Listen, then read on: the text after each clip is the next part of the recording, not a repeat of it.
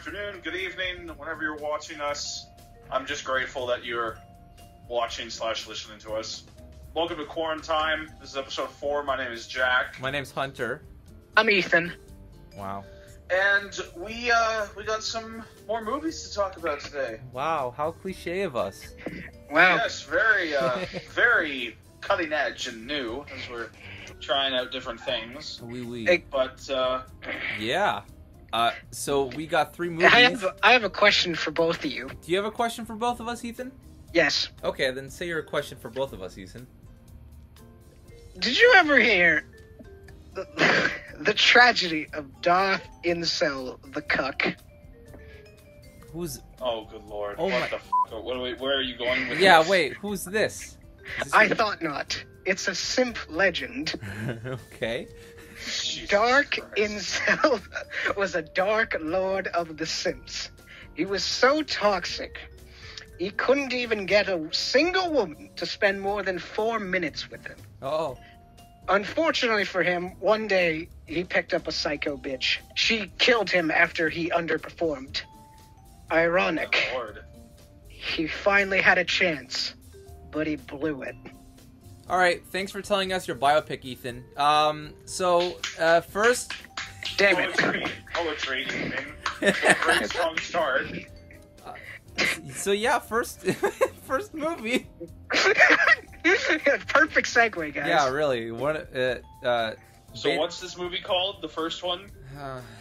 9 Lives. Ethan watched it. 9 Lives. Okay, you need to Okay, watch 9 and Lives. just for some clarification, this is 9 Lives 2016, not 9 Lives 2004. There's 2 different movies called the same thing. Yeah, no, I wanted to watch the worst one. Yeah. Yeah. So, just a bit Okay. of background on this movie, Jack. This came out in 2016, and this was directed by Barry Sonnenfeld. He directed all the Men in Black movies, the 1991 Addams Family movie, and Big. What? But also directed Space Chimps, Wild Wild West, and Men in Black International. So, Oh boy. you can kind of yeah, tell... What a resume. Right? Oh, wow. So What a bizarre res- when I looked this up. So this movie stars Kevin Spacey, Yeah. Jennifer Gardner. Jennifer Gardner, yes, and then See, I like her. I like her. oh no, And others. and others, yeah, and others. So Jack Oh, wait, and Christopher Walken. and Christopher Walken. Oh! Yes, we get to talk about the Christopher Walken. Walken. I'm in this movie with Mr. Spacey after his allegations. Actually, I believe I'm this very was during. comfortable. This was just before the allegations. Yeah, Oh, was this movie it? came out and then he diddled. So This was like, wait. Let me just ask Google. okay, you ask Google. Because this was a year before because Baby Driver came out in 2017. That was like the last big movie Kevin Spacey was in. Very true, very true. He's also Yeah, in Call of Duty. because they reshot All the Money in the World. He was supposed to play one of like the Gettys. Yeah. Yeah. They shot the whole film with him. And the allegations came out. And And they're like, allegations "Fuck came that." out, and the director's like, "Yeah, we can't do that. Okay, cast Christopher Plummer. Bring everybody back. We gotta redo this again." That's bonkers. So, can I say something that immediately filled me with confidence when this movie started? Of course, of course. When I saw Yes, when I saw the logo for a company called Europa Corp, and I'm like, who? I had the same thing in my head when I saw that. I'm like, how do you pronounce it? What do you like? It's Europa. Is it spelled the way it sounds, like the continent of Europe? Yeah, it's spelled like Europe. Like Europa? Yeah. Yeah. Okay. Like an So Italian what is it saying then? Europe. So Europa, it's a corporation. What's it do? Europa. Makes movies. Yeah. Or Okay. made a movie. I don't know if they Made made a the Bankrupt after movie. this? Okay. So, So Jack, So- do you know what a cliche is? Mhm. Okay. So I'm fully Do- aware do of I what know what a cliche is? do you know the tragic story of Darth Plagueis? No. Do you do you know? Darth Plagueis the Wise. Do you know the cliche of father is businessman who doesn't have time for his kids and then learns a lesson throughout the movie, and then one of his business workers tries to steal the company while he's learning this big lesson, and at the end of the movie, he changes his heart, he wins the day, and that's the movie. Do you know that cliche? Yeah, I know that story. Okay, yeah, so next movie, everyone. So now we're going to be talking... No. Hunter, from what we have discussed over private messages between us two, he despises this movie. I don't like it. I don't like it at all. Honest to God, I was enjoying it in certain parts. No, I'm not saying that the whole thing's bad. Just so we're on the same page. I gotta be on the same page here because I'm 95% sure I know what this movie is about. But this is the one where Kevin Spacey turns into a cat. Correct? Yes. Ding ding ding ding. Yes. Okay. All right. So actually, okay. Just making sure. Let's start the movie. Let's start the movie. Okay. It starts with random internet videos of cats with Kevin Spacey narrating. Oh my god, that. As soon as it turned on, as soon as I saw the stupid little, you put the flower on the cat and he shrunk his head in, I was like, oh, it's gonna be one of these movies. So Kevin Spacey in the narration over these cats says, no matter how lonely you are, a cat is not a person. I'm like, I feel personally attacked. I triggered. Okay, but the movie starts proper, and this movie does this a lot, where it zooms in. It does some weird, like, fast zoom from, like, a CGI New York to, like, fast locations. Like, we'll be in one place, and then boom. We're in a plane, and Kevin Spacey is about to jump out of the plane, and his son is right next to him. Yeah. Whoa, what the f***? How did we get here? Exactly. This is how the movie starts. We zoom into Kevin Spacey in a plane. Videos with narration, and then Kevin Spacey's about to jump out of a plane. That's actually exactly it. We're not even skipping anything. And then, okay, but there's something I just wanted to say that I picked up on, because he was showing him, like, you know, business photos of Kevin Spacey, because Kevin Spacey owns a company, duh, of course. And it's like a picture of him in an F-16, and it's like, we went crazy with Photoshop here, and then Kevin Spacey says, well, I'll buy a real F-16, and then he's like, we don't have the budget for that. I'm like, yeah, you do. F-16s are fucking cheap. Third world countries buy them. Commentary, yay. It's not commentary. It's just. Are you commenting about it, Ethan? That's not. Then it's commentary. Okay, so Kevin Spacey jumps off the plane, has a parachute, and lands on top of his big ass building. But he also insults his son because he doesn't jump. But his son isn't prepared for the jump. He doesn't have a parachute or any of the proper equipment. Yeah, he goes, "You're a pussy." He does say that. Yeah. Wait, no what, pun he intended. Actually says that? No. He says something along that line. Yeah, like you're a chicken or something. Okay. So I would Google that scene right now. Kevin Spacey yelling "You're a pussy" while jumping out of an airplane. I would literally pay a full ticket price just to go to a movie theater, see that clip, and then be satisfied and walk out. Okay, just go there, see Kevin Spacey, say "You're a pussy." Before he jumps, there's this great exposition dialogue where he says, "Oh, this woman's calling," and Kevin Spacey's like, "Why is she calling?" And then his son responds with, "Because she's your wife." And I'm like, okay. I know he's married now. Okay, so anyway, there's a big meeting, and he parachutes into the meeting because he's rich and cool. And they're on this, they're having a meeting on the roof. Stop. He parachutes out. I'm sorry, I'm trying to wrap my brain around this whole thing. He jumps out of the plane. Jumps out of the plane. Yes. Calls his son a pussy. Yeah. Jumps off the plane. Lands on the top of his building. Yeah. And then he has to have a meeting. Where is the meeting? The meeting's on top of the building. It's a TV interview. That's on the roof of the building still, right? Yeah. Because this building you didn't mention it was still on the roof. I assumed it was like, hey, he parachutes again. And I'm like, why the fuck does he parachute? Okay, so now? he's on the roof of what is supposed to be the tallest building in North America, but someone says, hey, there's this other building that's going to be 60 feet taller than yours. And Jack, that's one of the driving plots of the movie. Is trying to get Kevin Spacey's building to be the tallest skyscraper in all of Northern Hemisphere. And that's it. What? Yeah, that's like one of the plots of the movie. Yeah, that's like half the plot of this. Yeah. Half the plot is just like my building's going to be bigger than the other. And that's it. That's literally it. And it's not... and it's taken seriously by everyone, and it's not like once he stops being the big businessman we'll get to, like, people are just like, oh, that's fucking stupid, but like his son is still trying to like make the it's bigger, and his son is very determined to do this. Okay, so then we cut to Jennifer Gardner coming home to see their daughter, and this was actually a decent enough setup to tell us that he doesn't spend much time at home. Yeah, and it was kind of funny. Before they hammer it in your fucking head, where she's watching a recording of the interview, and she quotes him, and then she's like, and then her mom asks, how many times did you watch that? And she says 83 times. I'm like, that's a fun way to say, yeah, I don't see my dad much, so I watch him on TV. And the daughter, the actress who plays the daughter was actually like one of the highlights in the movie for me. She's not awful. Yeah, she plays like this whimsically, like, I'm kind of like free spirit, I'm always smiling, but like I'm still a person kind of vibe. Yeah. It was nice. Yeah, it's kind of odd. This is a great moment when Kevin Spacey's having a meeting with his board, and he says, well, that's why they call it a board meeting, and he actually does the quotations. Yeah, and then people laugh. And he yawns. Okay.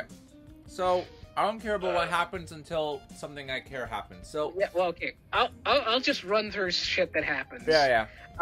So then the board is like, Kevin. I don't fucking care what his name is. He's Kevin Spacey. He's Kevin Spacey. Yeah, I think his name's Tom. It's like they're like, Kevin, we should sell the tower and we'll make millions off this. And Kevin's like, no, I built this tower. It's gonna be our new office building. Fuck the old one. And then, wait, hold on a minute. Yeah. He has 2 buildings, right? He has another. Like, this is what he says. He says, we're gonna be moving into this office building from our old office building. Why not just build on this? Oh my god. Ethan, anyway, I got a question, Ethan.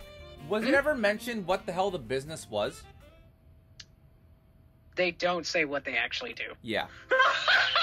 Yeah, that's what I thought. Okay, here's another thing I kind of liked. So, the asshole, Mr. Cox. Mr. Cox. Ian Cox. So Mr. Cox and the son are having a conversation, and the son is explaining, yeah, that building's going to be taller than ours. So they're in the old office building looking at the new one, and he uses a marker to do a perspective shot of like adding to another building nearby to make it look taller with the marker in the perspective shot. This stays there for the entire movie. This marker on the window. That is a crucial part of the whole entire movie, is him drawing on his window. Okay, and then nothing important actually happens, and then and then his daughter's. Hold on a minute, Ethan. You're saying nothing important happens? Nothing, literally nothing. Oh I have to agree with Ethan on this. Jack, can I say that this is the least amount of notes I ever took for anything? This is the most amount of notes I ever took for anything. So then Kevin's daughter, it's her birthday. He didn't get her a present, and she's been saying, "I want to get a cat," and he hates cats. Of course. 9 Lives. The title makes sense now. So this was pretty funny when Kevin is talking to his board and he's just asking them, what should I buy my daughter? And they're all giving him ideas. Yeah, one of them was just like, what? They were just like, why don't you buy her like a toy cat? It's like a real cat. He's like, no, it isn't. And then one of them says, well, here you go, Cat Island. You set her up with a nanny, you don't even have to be there. Could you imagine that? Can you imagine working in a corporation and all of a sudden you get a call on your desk in your cubicle like, hey, your performance has been very good lately this week. The quarter's been going well. But this question, it's so important to me, and I really need some extra output. Or outside, mind influence. Of course, sir. What should I get my daughter for her birthday? Dragon dildo. God. And it's like... it's like she's 11. It's like you're my boss. I don't even see you. So then I work in my cubicle for like 8 hours, 5 days a week, every day. Okay, so anyway. I just got here 3 weeks ago. I don't even know what our business is. You still haven't told us what we sell.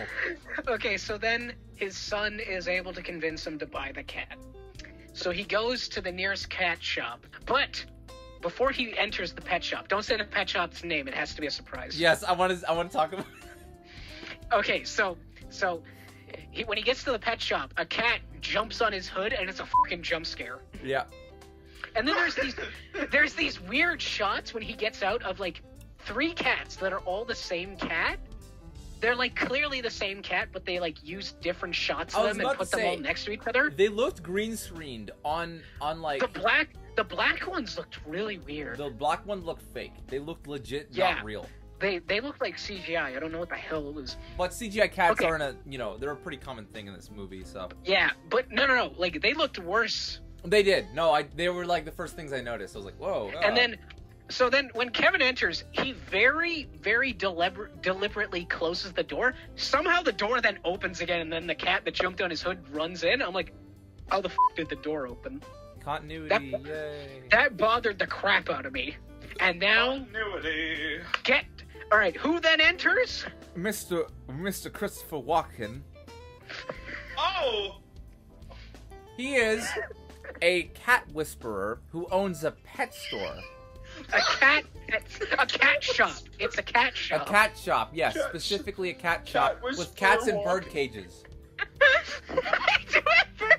They are in bird cages. That's the weird part. Wait, excuse me? Yeah, so in Christopher Walken's little shop of horrors, right? You walk in. His little shop of bars. And there's cat shit. There's like bowls and stuff. But then you see up in the rafts, there's like bird cages with cats in them, hanging from the ceiling.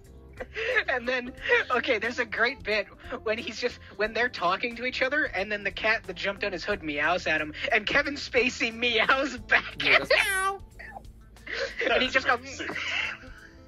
It's just the movie's worth it to see Kevin Spacey reacting to a stupid fucking cat. Yeah. There's just a stupid interaction, but it's Christopher Walken talking, so I have to actually talk about this. So yeah. Christopher Walken's character, he's just like, so your company, Firebrand. That's the company's name. Oh wait, Firebrand. his name is Tom Brand. Tom Brand, yes. He's like, I get Brand. That's your last name, but what is fire? And he's like, it's whatever. It's a name. And then. and then Christopher Walken goes, see, my name is Perkins, so I called my shop Perkins. Oh. And then that's it. That was the conversation. And Kevin Spacey just responds with, oh. Oh. Or are we just a couple of peas in the pod? And then he leaves. Wait, what do you mean Perkins? His last name is Perkins. He calls the shop Perkins. Yeah, that's the joke. His name is P.U.R. Kins. He calls the shop P.U.R.R. Kins. Oh. Yeah. I can't say it funny enough because Christopher Walken's voice makes it 10 times funnier. And the best part is that Kevin Spacey goes, I just need a cat, and Christopher Walken's like, you don't pick a cat. The cat picks you. And then the cat that jumped on his hood is like, it walks over to Christopher Walken, but then he's like, it likes you.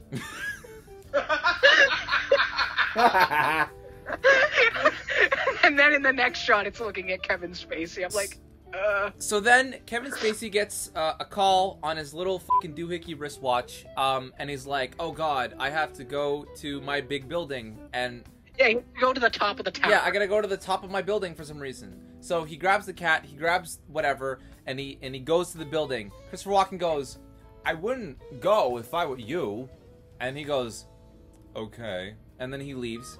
And then we arrive to the top of the building. Somehow, it was a beautiful, sunny day, turns into a fucking tornado. Hunter. What? I just want to say something that I found funny. No, you don't. When he gets into the parking lot, he looks at the cat, says, wait here. He gets out, and the cat starts meowing at him, and then he takes it with him. Yeah, he takes the cat. That's important. He took the cat with him. I thought he hated cats. I don't know why he took it with him. It was a weird, if I was in this movie, if I hated cats, I'd be like, stay here, cat. And started meowing at me, I'd be like, ah, fuck you, and then slam the door. Yeah, but he took the cat, he goes up to the building, and then he meets up with Mr. Ian Cox.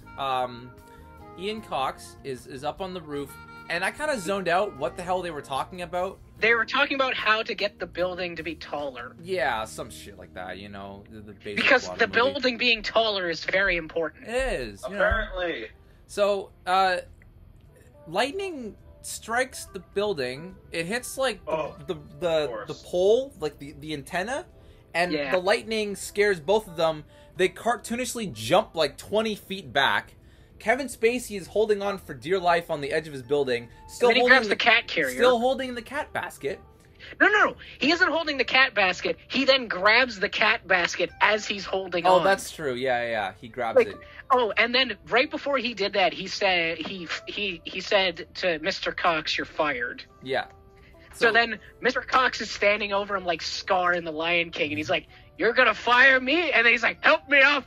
And then they don't do an awesome "Long Live the King" moment. He just lets him fall, and I was disappointed. He just stares at him. Oh my god! So Kevin Spacey is now falling to death with a cat in his hand.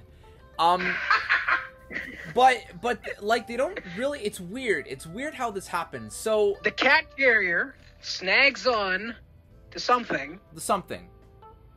And then that flings him through a window. Spider-Man's right through a fucking window, and then blacks out. Wakes up, and you can tell something. You can tell something's off because as soon as he wakes up, it's oh shit, Kevin Spacey's doing ADR right now. What's going on? Oh yeah, and they do this a lot in this movie of weird POV shots. Yeah, they're so awkward. So Kevin Spacey's looking at a body. He's like, "Wow, he's pretty fucked up." Gets up. He's like, "Wait, that's me." Wait a minute, that's me. And then it pans out to him as a cat. And what? Okay, so Jack, right? I'm gonna ask you a question, okay? And be sincere about this. Okay. If you were a big businessman who was trying to make their building the tallest building in all of the northern hemisphere, and one of your coworkers made you drop, and then you fell down and got hooked because you were holding a cat cage into a window, and then you woke up as a cat. What would be like the first things you would say when you realized you're a cat? I'd be panicking. I'm like, what the fuck? How did this happen? Okay, so here's what Kevin reasonable. Spacey does. He looks at his paw, and he just goes, "Seriously?" And that's it. And he says That's his reaction. Yeah. Okay, if you thought Kevin Spacey could give less of a shit when he was physically there, when he's doing the ADR, he somehow gives less of a shit. It sounds like he's in bed. Yeah, honestly. It sounds like he just woke up and they were like, "All right, Mr. Spacey, can you record for us?" And he's like, "Seriously?" You know what? That's Perfect. The same energy. That's the same energy you give if you step on like a piece of gum and you look at the bottom. If you look at the bottom of your shoe and you see a piece of gum on there, or you step in something shitty and you look at the bottom of your foot, you're like, really? Seriously? And then you keep seriously, you keep moving. Okay. How are you transform into a fucking cat?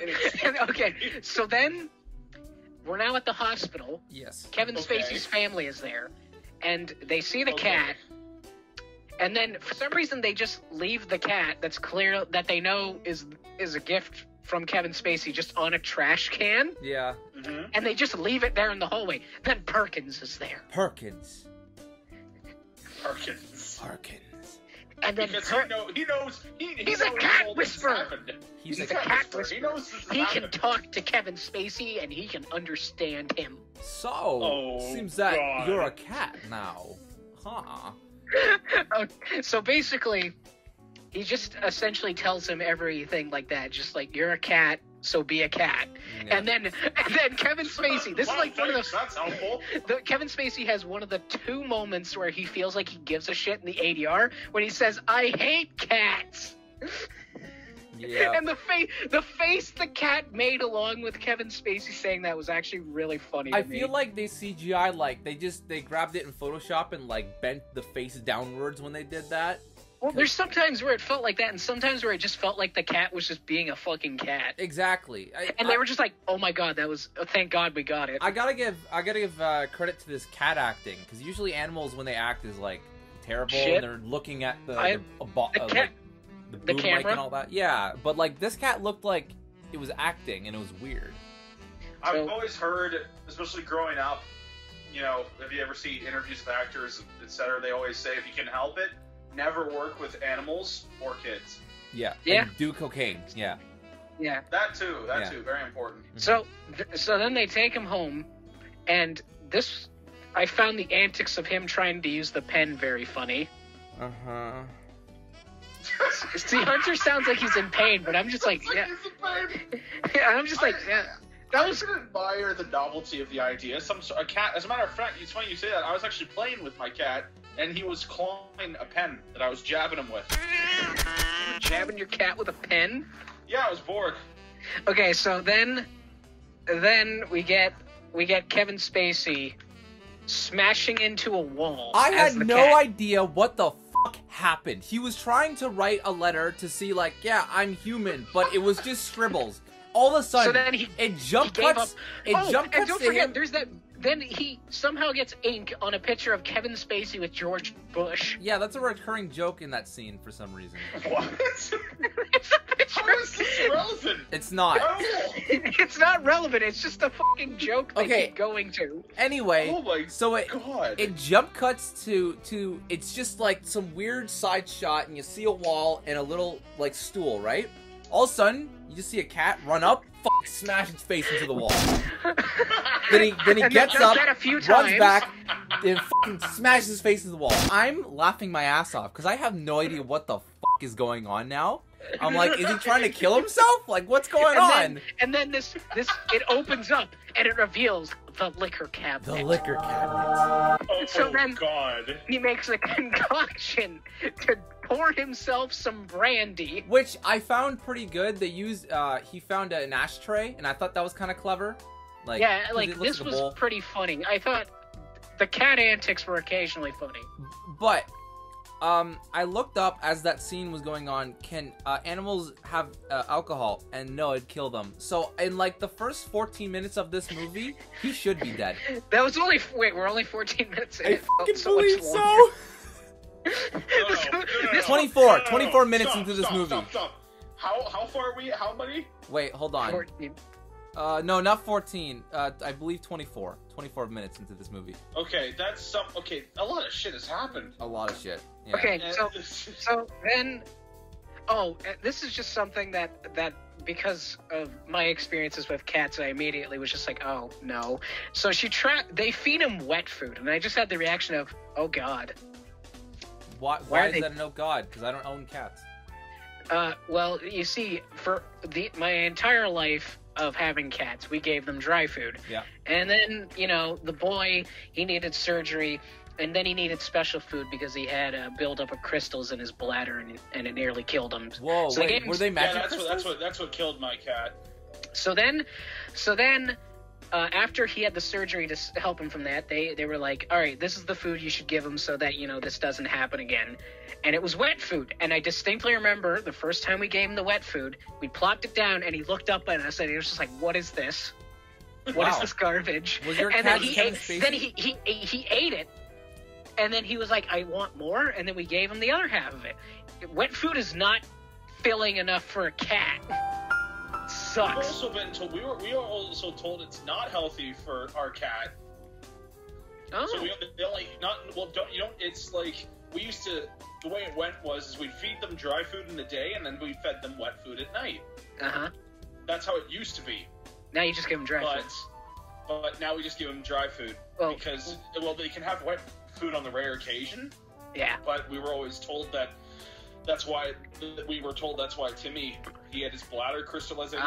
And he cleared him out once, and then he got it again, so we had to put him down because that was probably it, the bad diet over the years. So yeah, eventually we found a dry food that could replace the wet food, and it was the greatest day ever because then, he shut up for a couple minutes. So Kevin Spacey as a cat gets drunk and pisses on his rug. Well, that happened. Yeah, that's true. And then he fights the trash can and then passes out in the kitchen. Oh, yeah, when he passes out, they do the circle closing. Yeah. Oh, yeah. Like a Looney Tunes cartoon. It was weird, and it's the only circle closing in the entire movie, which is weird. So then we're back with the board with Ian Cox. Ian Cox, which, by the way, that is like, I thought that was one of the Smosh guys, but his name is Ian Hitcox. Very close. Yeah. Okay, but so the board doesn't care that Mr. Spacey is in a coma because they're like, oh, this is great. We'll be able to solve the building. We never mentioned that. Great, so now we won't be annoyed about trivial questions like him asking what to get his daughter for his birthday. What did we not mention? So, so when Kevin Spacey crashes in, so his mind's in the cat, right? So his body is now in the hospital in a coma. Does that mean that there's a cat brain in that man? Yeah, you know what? I had that thought. Even he asked. There's a point where Kevin Spacey asks. No, there's a point where Kevin Spacey asks at a point in the movie, "Is the cat in my body now?" That would have been like 10 times funnier of a movie. Seeing Kevin Spacey act like a cat. Honest to God, there was a point. There was so much more money. There was a point. There was a point where we heard a cat meowing, and I'm like, "Is this the inner thoughts of Kevin Spacey now that the cat's in there?" But no, it was just the cat meowing. I was so disappointed. So I don't know how to like really sum up this movie. It's so hard because like okay, at this point it's just cat antics. You know, it's Kevin Spacey trying to realize that. Oh wait, you forgot to mention his bitchy ex-wife. Oh my God, this makes no sense. But anyway. But she wants to set up the current wife with a dude. And then there was one, and I mean one, emotional moment, if I gave a shit, it would be effective, where they're making a toast to Mr. Spacey, and that he's probably going to be dead. And then you just see the cat in the carrier, and it sadly meows, and we don't get any ADR from Kevin Spacey. And I was like, I know it's probably just because it's a cat, but like that was an effective moment to show how sad he was. Yeah. Doesn't he piss in the ex-wife's bag? He does that later. Oh, okay. That comes later.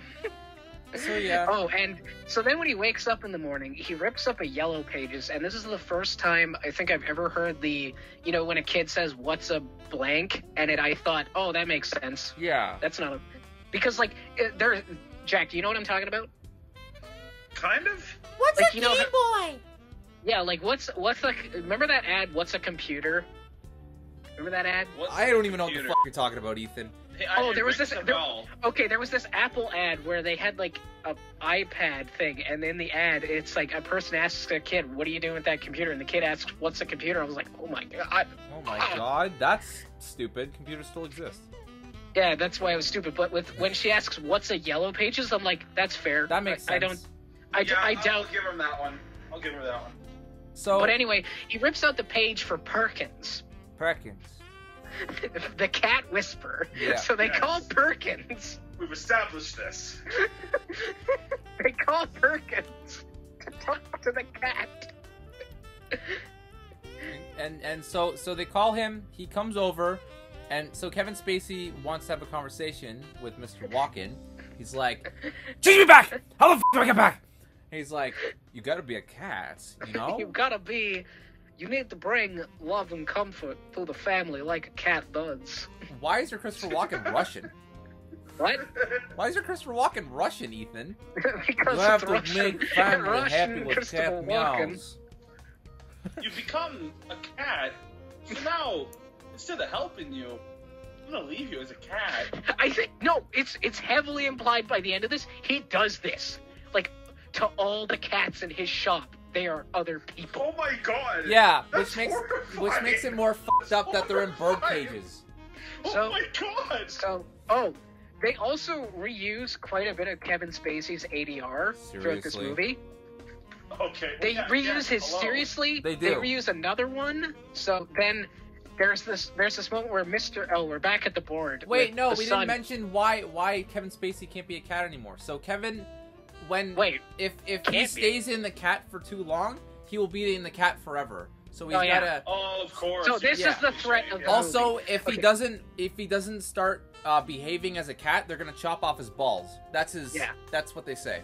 They threatened to neuter him. Yeah. My God. So this is something that I was just like blown away with by the fact that this is a line in this movie of there's a point where Mr. Cox says to Kevin Spacey's son, you don't owe Tom Brand a thing. And I'm like, he doesn't owe his father a thing? That's his father. Like, what? I mean, I think he does. Yeah. And I think he does. I think it's like blood relations, you know? Like, I think he owes his life to his father? Yeah? Yeah? His entire existence? What the fuck happens after that? This movie's such a blur. It's not like he's... Oh, and then... It's not like he's like your boss. It's like he's your boss you've met like 2 weeks ago at your minimum... No, it's your dad. You're 15. It's your dad, Yeah. Oh, yeah. So then Kevin Spacey, it finally hits him. he's been a terrible father. Dun dun dun. So he starts playing with his kid as a cat. Has he really been that bad? Well, have we seen any proof of him being They say that a bad lot of until things now? about him being a bad father, but we don't really see The him. only- you know what's the only things we What? see? Like what, for example? You know Like, what's what the does only he do that's things so we see? terrible? What, he Hunter? buys his daughter a cat. Well, there is that moment at the very beginning when they're going to a dinner, and the fact that his daughter is going to the dinner as well, he seems very pissed off about. Yeah, Like, that's about it. Okay. but that's it. Yeah. Okay. So the ex-wife has a kid of her own, and she is like really fucking weird for an 11-year-old. Yeah. She says this. She's like constantly trying to get Kevin Spacey's daughter with boys, and I'm like, they're 11. And there's a line of, if they see you vulnerable, they'll want to take care of you. And I'm like, they're fucking 11. I found that to be funny because they were 11 and saying that. I think that was. It's funny. It's funny. Oh, this is what I figured out that Ian Cox is, Ian Cox. I just called him jerk businessman for the most of this. I just called them douchebag. Oh, and there's a point when his daughter is just doing homework, and then and it's like multiple choice, and he just keeps pushing her hand to the right answer with his cat paw. I'm like, this is odd. This is very odd. Oh yeah, she starts to figure out there's something up with this cat. Yeah, she's like, hold on a minute. This cat's pissed on the rug that Dad doesn't like. Hold on. That's And not then- a reason, but whatever. And then Kevin Spacey sneaks into his work through his son. Yeah. And then there's this scene of a lady in the office laughing at a video of Kevin Spacey as a cat.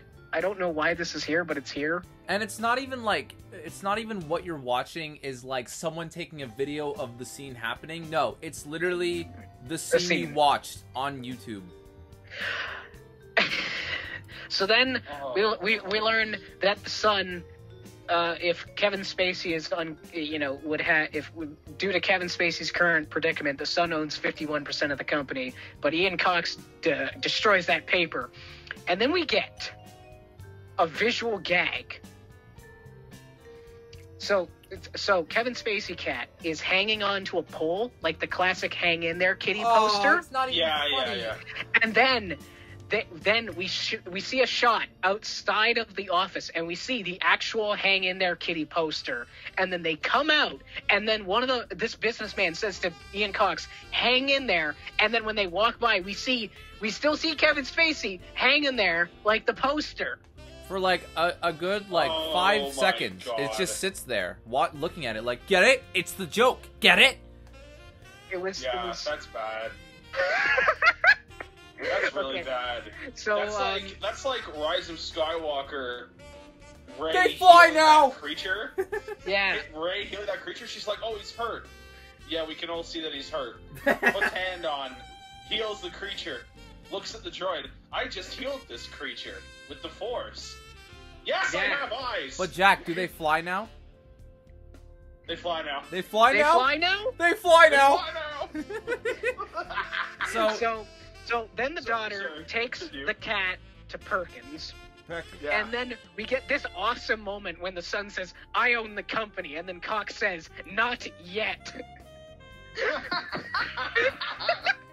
I am the Senate. I am the Yes. company. I am the company. It's treason then. And then they take him away with bodyguards. Yep, and they toss them out. Oh my god, whatever. really? So this prick has just annexed the entire company. Yeah. Yes.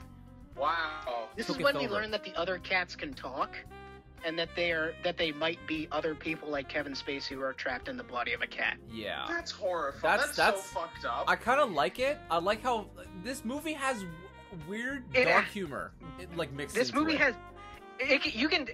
When you told me that it was directed by the guy that did Men in Black, I see it. Yeah. I just The zoom ins, the POV shots, the weird humor. But also I the can't- director of Space Chimps. I can't lie when I think of this. Okay, I just think of thinking of people as the cats trying to envision this shop with them all in bird cages. I pictured a very Buffalo Bill sound from Mr. Walken. Mr. Walken, he has a beat door too, by the way. And walking around the shop petting his own cat. And just robs hearing all his these skin people for like, the let low. me out of here, please. It's like, it stays as a cat. Yes, His learns better. Or else it gets his balls. Snip, snap. And him walking around the store, just creepily doing that to all these poor people who are now trapped as I'm okay with cats. that. Okay, so then... That's horrible. That'd be okay. Number one, that would be a more interesting film. It would be. Anything we've thought of at this point is more interesting than this film. Yeah, but anyway, let's just get through it because we're basically at the end. Yeah, pretty much.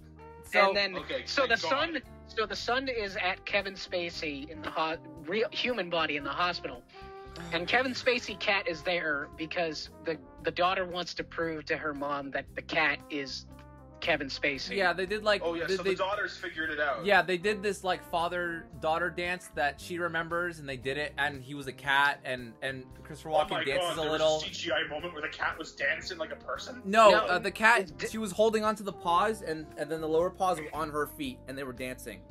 Yeah. Oh. Yeah. Okay. Then he said basically the son comes to the conclusion. He figures out. He's like, I spent my whole life trying to make you proud of me, and when I finally get a sign of it that you're in a coma, and then he says, I'm gonna take the leap, and I'm like, he's gonna kill himself. Yeah, no. Wait, hold on. He says, well, I'm gonna go to that building. I'm gonna take my first jump and my last jump, and then he runs out of the hospital crying. Okay, so then Kevin Spacey cat runs out. And then the daughter is like calling him over to prove to the mom that dance with and then he's like, and then this is like a real cat in this moment, looking at her, then looking at the son, looking at her, looking at the son, and Perkins is there. Of course, Perkins is. Wait, no, Perkins isn't there yet. He appears later. Yeah. And then he follows his son. And then. And the way that the son gets in is he uses the ID badge from his father. Yeah. He snuck it from the hospital. He took it from his coat. And then, so then Cox spots Kevin Spacey cat. And there was... This is so fucked up. What happens? You know what? He just knows. No, there was a point earlier where Kevin Spacey cat attacked him. Oh, okay. So he then tells one of his goons to take it. He's like, and the goon grabs a plastic bag and just wraps up Kevin Spacey cat, and then he walks takes behind it the to building, a dumpster. and he's about to throw it in a fucking dumpster. And then Perkins appears. He just shambles onto screen. See, I thought at this point when Christopher Walken pops up, when he sees this goon, does Walken suplex a bitch? That's what I thought. I thought Walken was just gonna fucking deck him in the schnoz and then grab the cat, but no, he just sweet talks his way out of it. And then, I don't even know what the hell he does to get him in there, because, like, he opens a little hatch and puts the cat in. Yeah. And then that hatch lets him inside, but I'm like, what the fuck was that? Why is that there? So at that point, I'm gonna be really dramatic right now, okay? So at this point, you see the son.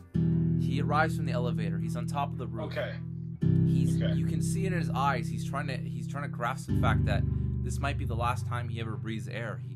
Every single step he takes, he's shaking with anticipation and scared. You know, in his eyes, you can really tell that this is it. This is the jump. This is the leap. And then it cuts to two security guards laughing at cat videos. It's Kevin Spacey cat. It goes from fucking suicide to laughing at cat videos. And then they see Kevin Spacey cat running up, and they're like, one of them asks, should we call animal control? And the other one says, no, let's tase him. We got tasers. Oh my god. This movie has a weird obsession with animal abuse. The guy's got the taser aimed at the cat. The other guy's recording it. And then they accidentally somehow shoot each other with the taser. And then Kevin Spacey runs up to the cameras and points at the camera of his son in the elevator. And they're going, "Oh, Mamma Mia!" And then the security guards are like, "Oh shit!" So all three of them. By the way, all three of them. By all three of them, I mean the 2 security guards and the cat get in an elevator to follow him. And they're like, the one security guard's about to put the another charge in the taser, and he just growls at him, and he's like, "Meow, okay." Oh yeah, got it. And that was kind of a funny scene, but yeah. And then he jumps. He jumps. And then Kevin Spacey cat grabs a cable and jumps after it. And I'm like, that's a 200-pound man with a 10-pound cat following him. One of these is supposed to He's going to get ripped in half when he catches him. One of these is supposed to fall faster than the other. But then it shows that the son had a parachute. Oh. Yeah, he parachutes down to the conference, lands, had another paper. Shoot, he sees the cat. And he goes, "Mr. Fuzzy Pants?" That's the name of the cat. He just sort of... Have we known that's the cat's name? Yeah. Yes, since the very beginning. But we call him Kevin Spacey. That would have been amazing if the name was never said until that point. But he just casually goes, "Mr. Fuzzy Pants?" Like, there's a cat... Like, he's just jumped off a building and a cat followed him. And it's like, oh, that's a normal thing, a cat following me. I'm not going to grab him. See you later. And then, whoosh. And then he sees the cat visually do the indicator to say pull the chute, and then he pulls the chute, and he doesn't acknowledge that the cat did this at any point. So the son lands down. He had another copy of the documents that he got from like his father's house or whatever. Saves the day. Ian Cox walks away. Blah blah blah. So he fires Mr. Cox. Yeah, Mr. Cox walks away, and then Kevin Spacey cat's like, "Oh shit, I'm gonna die." He fucking dies. Yeah, and then he actually, the cat died. The cat died! But Kevin Spacey wakes up from his coma. Oh. Yay! Wow. Okay, so the cat, great, cat dies. Oh. Yeah. Wonderful. So then Ian Cox is walking away, and he's like, "I'm not getting sued, fuck you." And then Perkins shows up, and he goes, "Perfect. I don't think you should take that phone call." Oh. And he's like, "Fuck you." And then he gets hit by a car. Okay. So Perkins is all creepy, creeps around the corner, sees the corpse, and just to himself, he's like, "Damn, I really want that one." Well, no, not quite, because just kind of stops, rubbing his hands together, all pissed, "Damn, Oh shit. I really wanted that one. Okay. I had a specific bird Whoopsie. cage." That's not my problem. So anyway, Perkins, but he does replace Kevin Spacey cat with Ian Cox cat. Yeah, Ian Cox is hit by a car and wakes up in a cat Oh body. my god. So then the movie ends with Kevin Spacey and the daughter going to Perkins' shop to buy a cat. No, to buy a dog for some fucking reason. Kevin Spacey asks if there's a dog, and that's stupid. Anyway, yeah. Then the same cat that Kevin Spacey comes out, and he says he used all 8 of his lives. This is the last one. But the most screwed up part is as they're walking through the store, they look up and see Ian Cox cat in a bird cage. Yeah, he's trapped. He doesn't get redemption. No. He don't get no redemption. So, and then the movie ends with Kevin Spacey just asking, "Do you have a dog?" And then it ends. And that was an hour and 20 minutes. Yeah. Oh my god. Wow, bravo. And what this a isn't. masterpiece. And you know what? This is not the worst thing I've seen since we've started this podcast. Are you Because serious? Resident Evil, the final chapter was far worse. Oh yeah, you guys saw Resident believe Evil. I it. forgot about that. Because it was longer.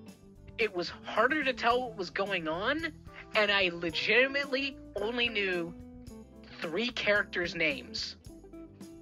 You know For the what? entire- IMDb Abigail, and he didn't click on her fucking name. And you know what? And I personally hate Pacific Rim Uprising more, but I think This is a worse film than that. Definitely. but I'm gonna give it a solid 3.5. Oh, damn. Okay, then I can change my answer again. See, because of what you said, I was changed my answer to 5 out of 10. But because you just gave it such a low rating. Oh, no, Hunter, wait. You know what? I think we should clarify this. What a 5 to me means just average. Oh, okay.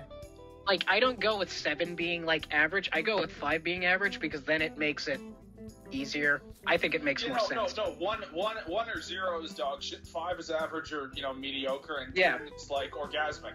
Yeah, that's how I rate things. Yeah. So this movie was a 4 out of 10 for me.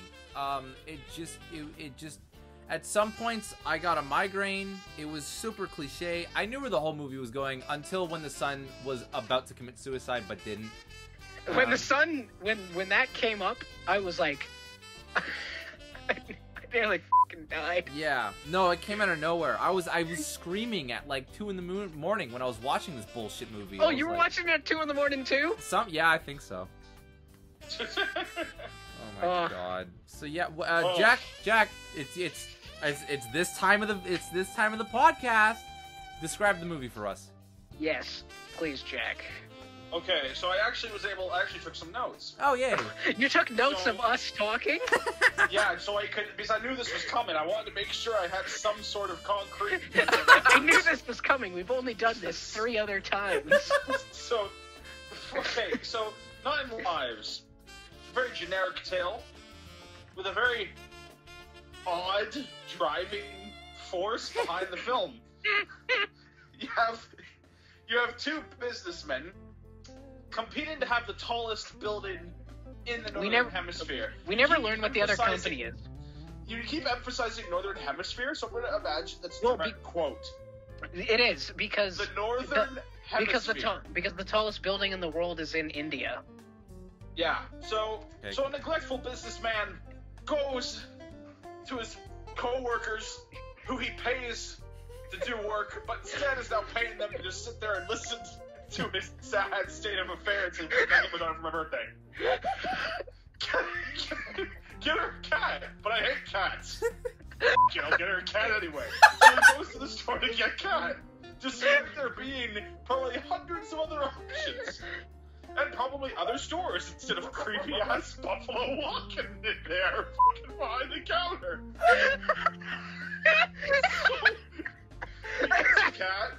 He gets the cat, goes back to the office instead of going home to give it to his daughter. Right? Yeah. Brings the cat up to the building. Up into the building because, he hates cats. Why would he leave it in the car, He gets knocked off the building, switches bodies with the cats. Phil's pretty much indifferent about it, honestly. Yeah, pretty much. It's like, it's like stepping in a puddle. It's like, seriously? Oh, okay. God fucking my shoes are wet now. I'm a cat now. That is how it is. And through him being a cat, he's able to bond with his daughter more. He's able to understand of what's happening around him with his son in this business more, which is fucking beyond the pale in my brain. You're a millionaire. You're a millionaire who owns the company. Your name is the fucking company, man. If you have to become a cat, your name is the company. If you have to become a cat to learn more about your business you've been running for probably over a fucking decade as CEO, shame on you. Shame on you. So he learns more about this, saves his son from suicide, all that usual cat stuff. The suicide. Put that in quotations. It's the suicide quote. Quote. Creepy walk and gets another torture plaything to have, and you know what floors me? What absolutely floors me, which is a lot of things have. What? This motherfucker, Kevin Spacey, after changing bodies with his cat from this pet store, after seeing the weird shit within the pet store, after talking with this guy who can talk to cats and can understand them, at the end of the film, guess where he goes to get a pet? Right back to the fucking store that gave him all the weird shit to begin with. Yeah, You he understand? probably That now is owns going like some back- black guy now. That is literally like making a deal with the devil and then going back to the devil and being like, yo, you got can I have another soul I can Can steal? I have a bit more of that? Or getting belted, or like, it's like getting spanked. You know what? Minutes later coming back and asking to be spanked again. Like, it's like begging to be fucked over. It doesn't make any sense to me. Alright, that was 9 lives. That was That 9 was- lives. That was 9 Oh my lives. The God. movie we cared the least about. You know ever. what? I would recommend it, but it's just not a good movie. I'd recommend it only if you enjoy cat antics. If you don't like cat antics, don't watch it. And 'cause if you're you gonna hate enjoy it. drinking, then it's a good movie. Okay, wait. Take a drink Okay. every time Kevin Spacey underacts in the movie. Dude, you're chugging the whole time. Exactly. Exactly. You're dying of alcohol poisoning. Now we're moving on to a film that I don't think I've ever felt this way about a film before. I have never felt this way about a film where it is so deliciously awesome and pisses me off the whole way through. I've never experienced a film experience And that like film this. is Jack. ConAir from ConAir. 1997. Yeah. I've This heard was my film. Have you ever seen a cliche 80s action movie like Commando? Yes, of course. This movie is like Commando. It's like that kind of level of cheesiness and awesomeness. That's cool. Sounds like a good movie. It's this movie, yeah, oh boy, it's got a bunch of great people Great, too. just greatness and awfulness. But I would like to just explain why I picked this movie, Jack. Okay. Okay, please explain. Because last week you made me watch a terrible, awful, atrocious Yes. abomination, Yes, I did. and I feel was bad. very tempted to make you watch the same. I had a few movies where I'm like, these are awful, and I want Jack to see them. But Hunter then told me, you're watching 9 Lives. And I was like, I am not going through 2 awful movies again. So then I asked my dad, what's a good middle-of-the-road movie? He named a few, and then he said ConAir, and I was like, all right, Hunter has probably not seen that. Let's do it. Hell yeah. And I haven't. Yeah.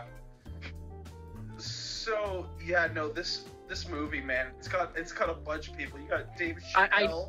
Don't worry. Oh yeah, Wait, Dave hold on. Chappelle. Dave I forgot. Chappelle's in That's this? the one guy I forgot to mention. I've named everyone else who's big Oh, in it. you sure? Did you talk about Bubba? Oh yeah, Bubba from Forrest Gump. yeah, Oh, Bubba and Hell yeah. I'm assuming he dies. no, What? Oh, cool. No, actually, he doesn't die. No, Bubba does. So- He almost dies. Bubba doesn't. but first thing I want to say is this is a very old DVD copy that I watched this on. Mm-hmm. Okay. So my the TV I watched this on is like 40 something inch. Okay. The aspect ratio I was watching on made it about half the size of the TV. Oh. So I just had a massive amount of black space. I had to sit very close to see stuff because it was fucking weird looking. Anyway, What's this movie? this movie is about Cameron Poe, former U.S. Army Ranger, played by Nick Cage. Does he have an accent? Oh. He has a thick Southern accent. God. Oh God. And he returns home to his wife. They're at a bar, and some drunken assholes are trying to get up on his wife. By the way, he's in uniform at this point. Okay. And Yeah. Let's talk about this for a second. So he's gotten home from train. I'm assuming it's from the camp, right? he's done a tour of duty. Okay, he's on a tour of duty. He gets back, and they're at this bar, and he's talking to his wife, who's obviously very pregnant because he's trying to talk to the belly. You know, he's talking through it, listening. Yeah. And this drunken asshole comes up to him, and it's just like, "Hey, why don't this girl come over here and have drinks with us?" And you know, he's just being an obnoxious, stupid asshole, as we've seen in film many times before. Yeah. But that's all he really does. He doesn't really get too physical at this point in time. Well, he gets and a he's bit. just being a dick. He gets and a so bit more dickish. Yeah, and Nick is about to. Well- Cameron Poe Well, the reason why he's about to throw hands is because the guy makes the comment of, "Got men like you are the reason we lost Vietnam" or something like that. And yeah, he's a he war guy. criticizes him because he's questioning his like I don't know veteran, Veteranship. Veteranship, yeah. And so they calms the wife calms him down. It's like, oh, just don't forget about it. I was hoping the army would sort you out so you wouldn't have to act like that anymore. You're good. And so then they dance and they enjoy their They have a good night. They have a good night, and then they go to leave. And so they go through. And it's fucking pouring. It's pissing down rain. They get to the car, and A drunk. And two of his friends are all drunk, and they're like, oh, there he is. And they grab bottles, they smash bottles, and they're ready to go and attack him. Because, to be fair, Nick Cage has the chance to just get in the car and leave. He does. He does. He has every opportunity for the whole time. They're literally on the other side of a fence, technically speaking. Yeah, they're like 20, 30 feet away from him. Yeah, exactly. But no, he goes to them. Because he's not that kind of man. There's three of them. No, wait, what are you doing? Then the fight breaks out. They pull a knife on him. They pull a knife on him. And then he kills one of them. And Nick kills somebody. Oh no. Yeah, he doesn't kill him by stabbing him. He fucking punches him in like the chin so hard it kills him. Falcon punch. And then this leads to the bartender comes out and checks the dude's pulse and he says, "Yeah, he's dead. This guy is dead." You killed him. He's dead. And then we cut. And so then we're at the court. In the courthouse, yes. And then, because of his military training, he's considered a deadly weapon and gets a harsher sentence. Yeah, see, I didn't know this was a thing. I thought this was bullshit. They charged him with manslaughter. First of all, there were two witnesses there. Manslaughter of the first degree! It's so stupid. It's so stupid. It was self-defense, clearly. Yeah. Well, this is all to set up the fact that he has to be in prison, but he has to be a good guy. Yeah, that's the whole... So he's in there for 7-8 years or something. Okay, so there's the con part. We have a flashback to these 8 years. You mean a montage? Within a montage, within about, I don't know, less than 5 minutes. So and, a lot of stuff in it. This is where I realized Nick Cage sounds fucking bored. I mean, that's just his voice, right? No. You know how Nick Cage has a Nick Cage performance? Yes. This is not a Nick Cage performance. Let me do Nick Cage in this movie. All right, you ready for this? No. Okay, now I am. Okay. Dear Casey, I'm glad you like your teacher. School is very important. That's how he sounds the entire movie. Yeah, so he's trying to be a very, like, southern drawl, like, trying to... Okay. But he's very... They're from Alabama. So he's trying... He's almost hiding his Nick Cage-ness. It's like he doesn't change his inflection for the entire movie. Oh God! He's so focused on getting the accent right, I guess, but he fails horribly anyway. Okay, so then during the montage, there's a bit where a riot's going on. Prisoners are running out, and he's just reading a book, and he looks out, and he's annoyed. So then he just turns over and doesn't look. I just found that funny. What a military man! Oh, and he grows a fucking mullet. Oh God! A '90s mullet. He's dirt. He's kind of blonde, but with brunette or dirty brown strands. So Hunter's hair. It's like this blonde mullet. It's like it's Hunter. It's your hair color. Don't call me Nicolas Cage. You should be proud to be compared to Nick Cage. He won an Oscar. Okay, fair enough then. Oh God, not in this. Not in this. Not in this. This was after he won the Oscar. Yeah, for Ghost Rider. Yeah. So then it's the last day in prison. Oh yeah, during this whole point, he's writing letters to his daughter. And I could tell she's writing he went, "Dear Susan." Yeah, because that's a big driving force for the character because he's never met her. He was arrested when she was still pregnant, and now here we are 7-8 years later. So he's still writing to his daughter in the joint. And so she's never met him. Dear Susie, I hope your mother's womb is still warm. I wonder when you'll come out. And then, so this is Nick Cage's last day in prison, and he's with his friend Bubba. We're just gonna call him Bubba. I don't remember his name. Okay. Well, I like Bubba, so we'll just stick with that. Okay, so but this is incredibly important. I think his name is actually Baby O. I think that's Something. the character's actually So, name. so this close is enough. incredibly important. Nick Cage has a present for his daughter because it's her birthday on the day he's getting off. Yeah. It's a fluffy bunny. This is very. It's this movie. It's this movie. Put the bunny back in the box. Okay. Hell yeah. I want you to put the bunny back in the box. Okay. So now I'm excited. So they're going to be put on a prison plane to land somewhere else. And there's the air part. Okay, so ConAir now makes sense. Okay. So then we meet John Cusack. He's the agent. He's the agent in charge of the operations of what's going on with the ConAir And business. he has a weird introduction where this guy is saying a speech to the guards, and he's behind him mouthing what the guy is saying. And I'm like, that's odd. He's mocking him like an idiot. Yeah. I know, but it was just so odd to see. And then we meet the DEA agent asshole. Yeah, because there's what they're doing is that on the plane amongst the convicts being moved. Well, wait. There's this high-ranking drug. No. I want to introduce them properly. Like a WWE kind of thing, like Yeah, introducing. Oh, so then we get Fire, the lineup. The lineup. This is what I'm gonna call them. First on this list of horrible criminals is a man named Billy. He was a man that caught his wife cheating, so he went to a completely different state and murdered her whole family. Wow. Good payback. And then next on the list is Ving Rhames, a.k.a. Diamond Dog. He's a general of a group called the Black Gorillas. He blew up an NRA meeting because, I quote, they represent the basics of negativity of the white race. Oh. Okay. And then finally, we have John Malkovich as Cyrus the Virus. And this is word for word, by the way, he's done it all. Kidnapping, murder, extortion. He spent 25 of his 39 years in prison, killed 11 inmates, escaped twice, incited riots, and has 2 different master's degrees. But he doesn't rape people. Oh, okay. Well, good for Here's the funny thing. I'm surprised Ethan actually missed this. When they're talking about the black character, Ving Rhames, they're talking about him. It's like, oh yeah, he was in prison. He did this. He did that. Then he wrote a book. Apparently, it's being made into a movie now. They're talking to Denzel about it. Yeah. They say, See, that's actually funny. Yeah. So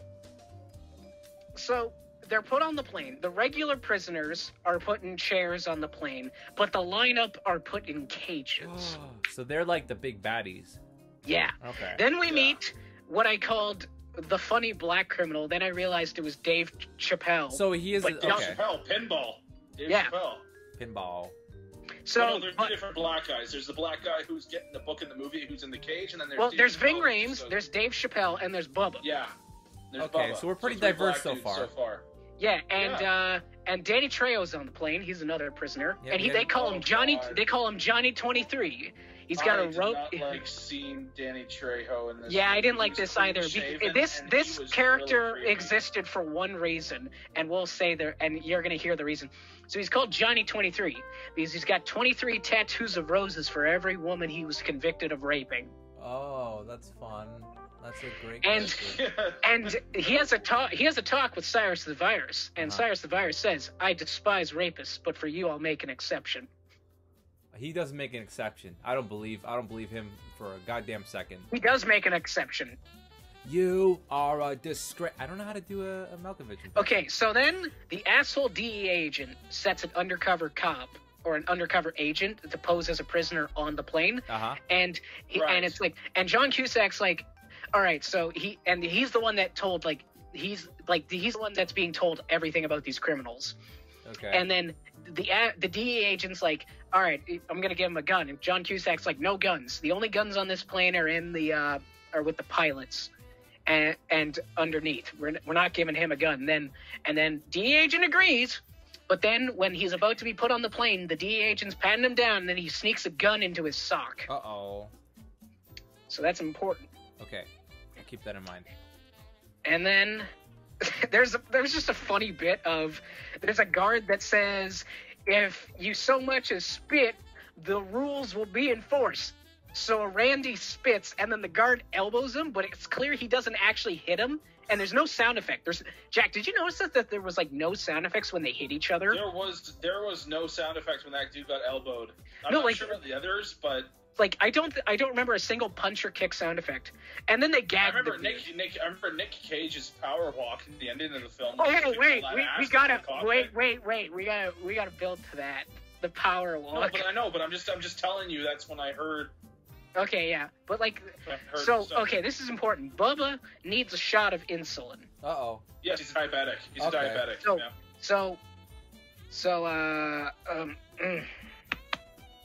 What the was that? I had a bit of chest burn. Oh, chest burn. You mean heartburn? Okay. Heartburn, whatever. What are your chest burns? You was put some water on. Okay. Moving on. So then we have a bit where Cyrus and Ving Rhames, they pull a needle out of their skin to pick their handcuffs. What the did you just say to me? Wait, it's a needle or is it a staple?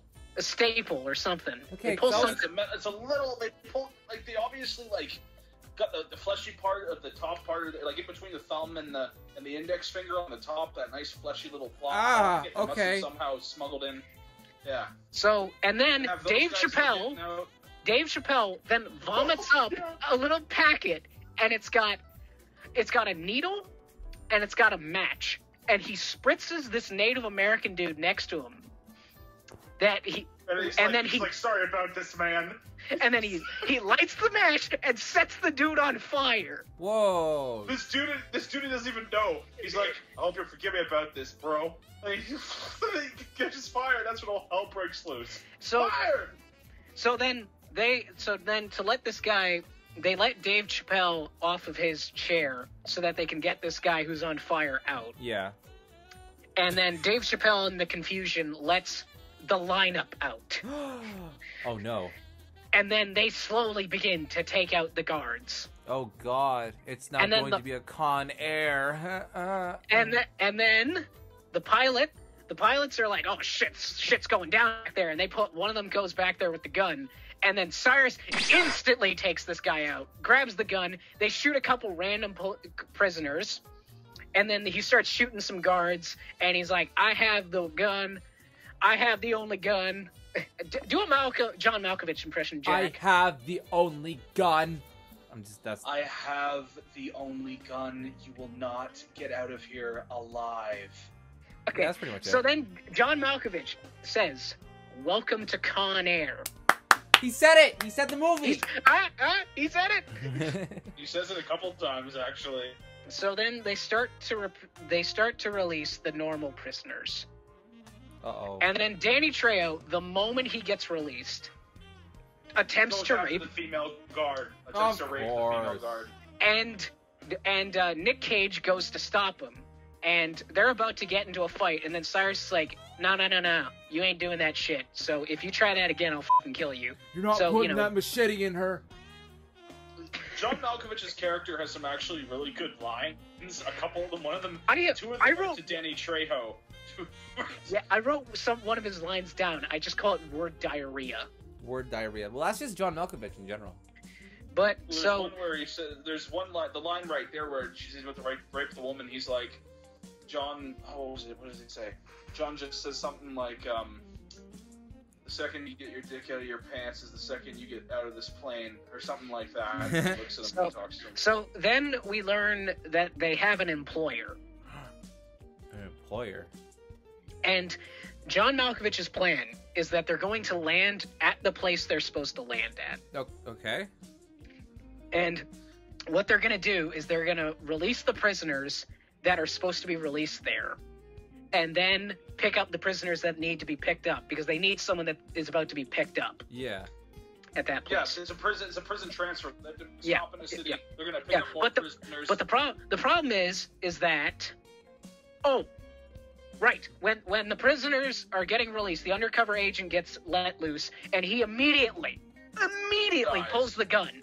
He pulls the gun, and he dies. But he also kills another prisoner. Okay. And so, three of the people that died are the three of the people that need to be, taken down there. So they need Exactly. 3 white guys. This is important. They need 3 white guys specifically. Oh. So when they hear they need 3 volunteers, Bubba and Nick Cage jump at this opportunity. Yeah. To get out They there. want the hell off the plane. But then when they say no, we need white guys, so Bubba has to sit down. Nick Cage then decides I'm staying too. But no, this is friend. well, it's not. He doesn't state it here. He states it later in the movie, but like. Because, it's like, the old the old thing in the military of never leave a man behind. So he doesn't want to leave Bubba behind. Oh, okay.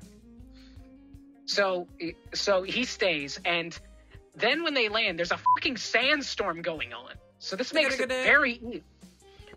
very easy for the prisoners to disguise themselves as guards. Oh my god. But, so there's a bit where Nick Cage gets... takes the wire off the undercover cop and he puts it on they have a guard as one of the prisoners, so he puts it in that guy's jacket so that when they search that guy, they're gonna find the wire and figure out what's going on. Okay. And that doesn't work. They break the wire somehow. Oh my god. Okay. So then they get new prisoners. The important ones are, there's one that's a pilot that can fly the plane. Wow. Swamp Thing. His name is Swamp Thing. Dude, his voice. Have you heard his voice? Have you heard his voice before? He sounds very familiar. No, I haven't seen the movie, Ethan. Am I talking to you, Hunter? I don't know. They pick up Swamp Thing. Who else do they pick up? They pick up Swamp Thing, the pilot. They pick up the Mexican drug lord. They pick up the Mexican drug lord. And then they pick up Steve Buscemi. Steve Buscemi! And Steve Buscemi is in like Hannibal Lecter gear. They have him chained up. He's got a whole bunch of protective gloves on. He's got like a straight jacket on. Gloves on his hands, and it's like revealed that he's like murdered like 30 people. This is how he's described. This is how Bubba word for word describes him. He makes the Manson family look like the Partridge family. Yeah, it's a good line. So, and then on the ground, John Cusack is in Cyrus's cell, and they discover, like, in the walls that he left notes and plans for this big he actually scheme. Made some sort of plaster to, like, blend in with the concrete walls, like the color, the size of the brick and everything. They pulled the Escape of Alcatraz kind of thing. Okay. So that's how John Cusack figures out that something's going up. Something's going on. Fairly interesting. And then, and Dave Chappelle left the plane to get rid of the transponder, and he puts it on a different plane. But then he starts flirting with a gal, and then when the plane starts leaving, he gets left behind. But he doesn't. As the plane's taking off, he's running. He's trying to catch up to it. This is like my favorite part of the whole fucking movie.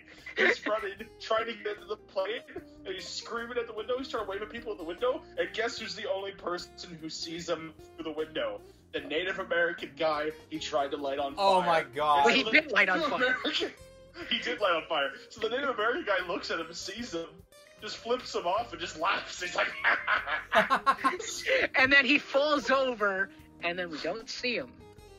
Yeah. Dave. We don't see him on the ground. No one picks him up on the ground. Oh, so he's just... Okay. Well, I mean, he's still free, right? Like... No. We see no him one's... later. We see him later. Okay. Okay, so then, asshole DE agent, he gets Apache helicopters to follow the transponder beacon because they now know that they have that the criminals have control. The of con the have plane. air, yeah. Yes. Okay, so then they let... don't know that Dave Chappelle put the corresponder, the tracker, in a different plane. Oh. So then, they let Steve Buscemi out of his cell, and they take the muzzle off of him, and he doesn't say anything. Okay. Yeah, Steve doesn't say nothing. Steve is great in this movie. I think he's my favorite character. He's just so good. So, Bubba's dying because he hasn't gotten his shot of insulin. Yep. And then there's a great bit where Nick Cage is talking to Bubba, and they're talking about something, and then it slowly pans over to reveal Steve right next to them, and then they just say, and Nick just says, "Hi, Green," because that's his name, something Green. Okay. So then John Cusack, is like, well, who's on that plane? And then he figures out that Nick Cage, Cameron Poe, is on the plane. And he looks through his file and he's like, he's a former U.S. Army Ranger who got into a bar fight. He's an ally. Yeah, obviously. Okay, so now... because they also they discovered the fact that the wire was on the guy, so that was destroyed. Yeah. And they're like, well, who put it there? Yeah. So they were just like, that's the only person who would do it, so he's gonna be our ally from inside now. Yeah, but obviously asshole DEA agent doesn't believe him. He doesn't take any of this shit. And then the criminal pilot is like, hey, we're going slower than we should be.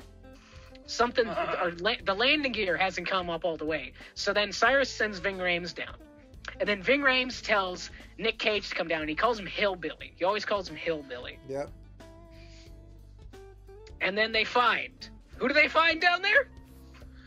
Dave Chappelle. Dave Chappelle. He got crushed in the landing gear. Oh my god. So he's literally, you see his upper half, and he's lying on his back. He's just like all discontorted. and then open, and his mouth is hanging out like he was like. So then Ving Rhames is like, all right, Hillbilly, take care of this. So then Nick Cage grabs a marker. I don't remember where he got the marker, and he writes a note on Dave Chappelle's body. Oh my god. And then he throws Dave Chappelle from the building. Oh my god. The plane. The plane. And then what happens to what do we see after that? What do we see, Ethan? We see an old white couple in traffic sitting there in the bridge on his windshield. He's like, oh my god. You see Margaret? This always happens. I just waxed. It's a bunch of shit. And all of a sudden, Dave Chappelle just slams right into the hood and scares the shit out of them. He doesn't splatter into a million pieces. This movie's rated R, but he doesn't splatter. He just flops on their fucking... falls from like 1,000 feet, like 2,000 feet, and he's still intact. So then the local police call John Cusack because it's like, your name's on this body that fell from the sky. So John Cusack then puts together that where they're going is not where that body fell, is not where the transponder is. So he's like, where could they be going? And he's like, oh, there's this abandoned airfield. That could be where they're going. And then he's like, I need to get there. I need a jet. And they're like, all the jets are gone. And he's like, huh, what am I going to do? And then he says, if you drive fast enough, you could get there. And then he's like, drive fast enough. And then he steals the asshole DE agent some nice Corvette. That's good. It was all coming up, Don't be an asshole DEA. Simple as that. And then Billy calls out that because Nick Cage said earlier that I got 15 years left. He's trying to act more like a hardened criminal. One of the major reasons why Nick Cage, when he got that opportunity to get off the plane at that transit, he jumped at the opportunity because he's like, I need to get out of here. I want to see my daughter. But as soon as, Bubba couldn't come, he's like, I changed my mind. I'm not going. No, you got to do the southern accent. I changed my mind. Put the bunny. I don't want to go. I changed my mind. And they're like, why? Oh, it's like, oh, he's got 15 years. So yeah, so he basically lies blatantly to them. But then, what's his name, Ethan? Billy goes down in the pit to search. Well, no. This is before he does this. This is when he just first calls him out on it. Because the way he says is that the people that have 15 years or more than 15 years would be in North Block. And he didn't see Nick Cage in North Block. So he's like, you're probably bullshitting me. And then we finally get Steve Buscemi saying a line. Uh-oh. And he is cold, deadpan, and he is psychoanalyzing Billy. And it's amazing. Jack? Yeah. Okay, just making sure you're alive. Yeah, I'm still here. I've been talking. Yeah, I know. So then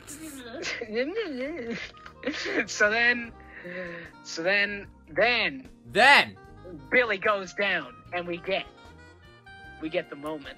The moment? Is this the moment I was trying to bring up? Yeah. Yeah. Okay. So Billy is rummaging through his shit, and then finds the note on his daughter. Finds the bunny. He's touching the bunny. He's reading. And then Nick Cage says the line. Nick Cage comes down, and then Put he says, the bunny back in the box. Yay! And then he's like, I knew you were lying. He's like, I said, put the bunny back in the box. And then they fight. Dun, Yeah. dun, dun, dun, dun, dun. And the thing is that it's easy to tell what's going on, but honestly, Jack, can you confirm this for me, since you watched the movie too? Do you think it was choreographed worse than the fight scenes in Resident Evil, the final chapter? You can't really tell the choreography because the cut. Yeah, I know, but fucking rapid but, and like, I know, but like the few times you could tell what was going on when they hit each other, did it feel like they were hitting each other? No, not at all. The choreography was quite poor, actually, in the film. Yeah. In ConAir, the fight choreography is awful. Yeah, That's fun. it's just not good. Then Billy dies because he gets stabbed by a pipe that gets knocked loose or something. Oh. And the then- kid's like, I told you to put the bun back. And then when he Kills comes back up, he's sitting next to Bubba and Steve Buscemi, and Steve Buscemi says, two men went down, one comes up. And then he's like, well, what is that supposed to mean? And he's like, and then Steve Buscemi just says, most murders are crimes out of necessity rather than desire. But the great ones, Dahmer, Gacy, Bundy, they did it because they excite him. And then Cage, over-under-acts.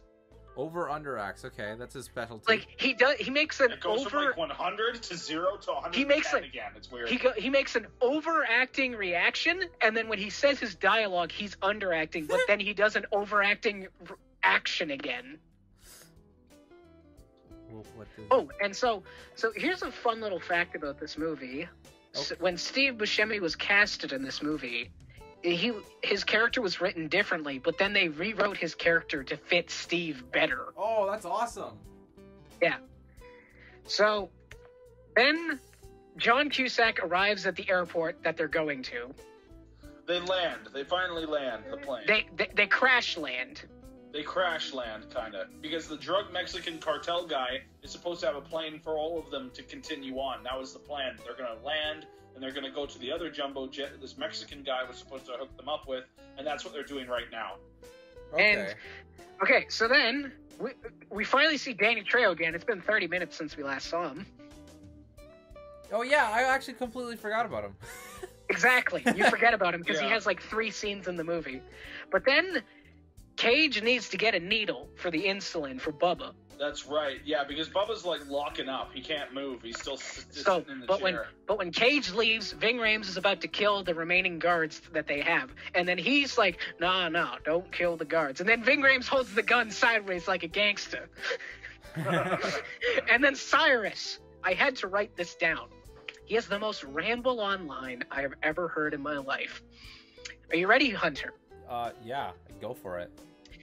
Well, it's not difficult to surmise how Nathan feels about killing guards, but my own proclivities are well-known and often lamented facts of the penal lord. What I'm wondering is why you have any opinion about it at all. That was a John Malkovich line, right? That was the John Malkovich line. That's prime John Malkovich lines. Oh my god. Like, Oh, yeah. Put that in the heavens. put that on the fucking poster. Boom. That's too long though. It'd cover the whole thing. So then Cage is able to convince them to spare the guards as kind of like leeway in case because they can't find the Mexican drug lords. They need hostages. Yeah. And then Steve Buscemi leaves the group. Uh-oh. Oh, yeah, this scene. And he finds a little girl. Oh, God! In a nearby trailer park. Nearby trailer park, yeah. And he finds this little girl, and she's having a tea party, just minding her own business. And he goes up to her and sits with her, and she's super friendly. Super friendly. Not like kids of today that would probably run away. But she's like, hey, do you want to play with me? And he's like, Yeah. he doesn't say anything. Oh, yeah, he doesn't say anything yet. He just goes up, he sits with her. He sits across her. And then we she leave asks them. him- We leave them then for we leave now. them for a bit, yeah. So there's a lot And of now, tension so building, because the Red convicts- Bull's murderer. Yeah, because we know what he's done. He's killed anyone and everything. Yeah, he claims. I remember there's a line he says to Cage. He's like, "There's this one time I wore a girl's head as a hat and I drove 4 states or something like that." And it's like, whoa, dude. So then John Cusack, he called in backup because he finally was able to get the asshole DEA agent to listen. Okay. And the cops are coming to the airfield, and Danny Trejo, this is his one moment, he spots the cops. So now, before they were like looking for the Mexican drug lord, and now they're preparing to fight. And this is a great moment. This is a great moment when John Malkovich is explaining the plan. He's got like a little diagram of like the facility. He's like, all right, this is the boneyard, this is the plane, and this is the road. And then one of the prisoners asks, what's that? And he goes, that's a rock, and he kicks it away. and then while they're making these planes, by the way, they just get a bunch of guns from underneath the plane. I don't know why there was the plane. The DEA agent mentions it early on in the movie that the only guns are on the plane. There's a pistol in the cockpit, and then there's a compartment of weapons that are set under the plane for some reason. It's never really explained. This is the reason why. But so then Cage goes off on his own. While he's off on his own, he accidentally stumbles upon the drug lords and their plane. Uh-oh, they found him. And then John Cusack is there at the same time, and together they take down the drug lords, and they have a conversation. And that's basically when they come to the big thing of like, where he's like, I'm gonna stop the plane. And then there's a great part where it's like Cusack asks him, what are you gonna do? And then Cage just says, what do you think I'm gonna do? I'm gonna save the fucking day. Hell yes! Woo! Cage. But then it's revealed that there's one last drug lord who's hiding in the plane, which, by the way, the plane that they have in this hangar that's hidden, it's not like big enough for the convict crew. It's a very small private jet. It probably only fit it. He's trying from the very beginning, he's trying to fuck over John Malkovich, the drug lord. All right. He's going to fuck them all over. He was going to get them to drop the plane there, and he was going to sneak off, get on the drug lord jet, and then fly away and leave them there to rot. So then, when the cops are coming in, we see Steve Buscemi again with the little girl. And they're playing, and then they start singing together. And there's a really sad conversation between the two of them before they start singing. It's really upset. She asks him, she's like, are you sick? Because he's not singing with her at first, and he's like, what? No. So he's like, and she says, you look sick. You look sick. And he's like, well, yes, I guess I kind of am. She's like, how do you make you feel better? And she's like, and he says, oh, there's no cure for my sickness. I'm not gonna get better. Huh. It's a weirdly deep moment in this dumb action movie. So wait, like the one who would probably eat that little girl is like having a genuine, nice conversation. A civil, genuine conversation with her. Yes, that's kind of cool. And then they start singing together, and it's still unnerving because we get POV shots of Steve Buscemi looking at her. Yeah, you know, and it's very unnerving. Like, this is probably the best moment in the movie. Mm-hmm. Yeah. And then best acted moment in the movie, and then even the little girl was decent. Yeah, and she's like 5 or 6. Yeah, she was like 5 or 6. She was young. And then when Steve sees the police coming, he takes the little girl. Uh-oh. So, and then we cut away from them. Oh, okay. And then the battle starts, and Nick Cage finds the needle that he needs, and then he starts running around, and he starts running around. But then beforehand, the jet plane, the drug lord plane, starts taking off, and the drug lord that they had part of their crew runs for the plane, and they take off. And then John Cusack stops it with a fucking crane. Oh my god. And the plane crashes. And I'll never forget this. The drug lord is climbing out of the plane, and there's gasoline everywhere. And the guy is begging for his life.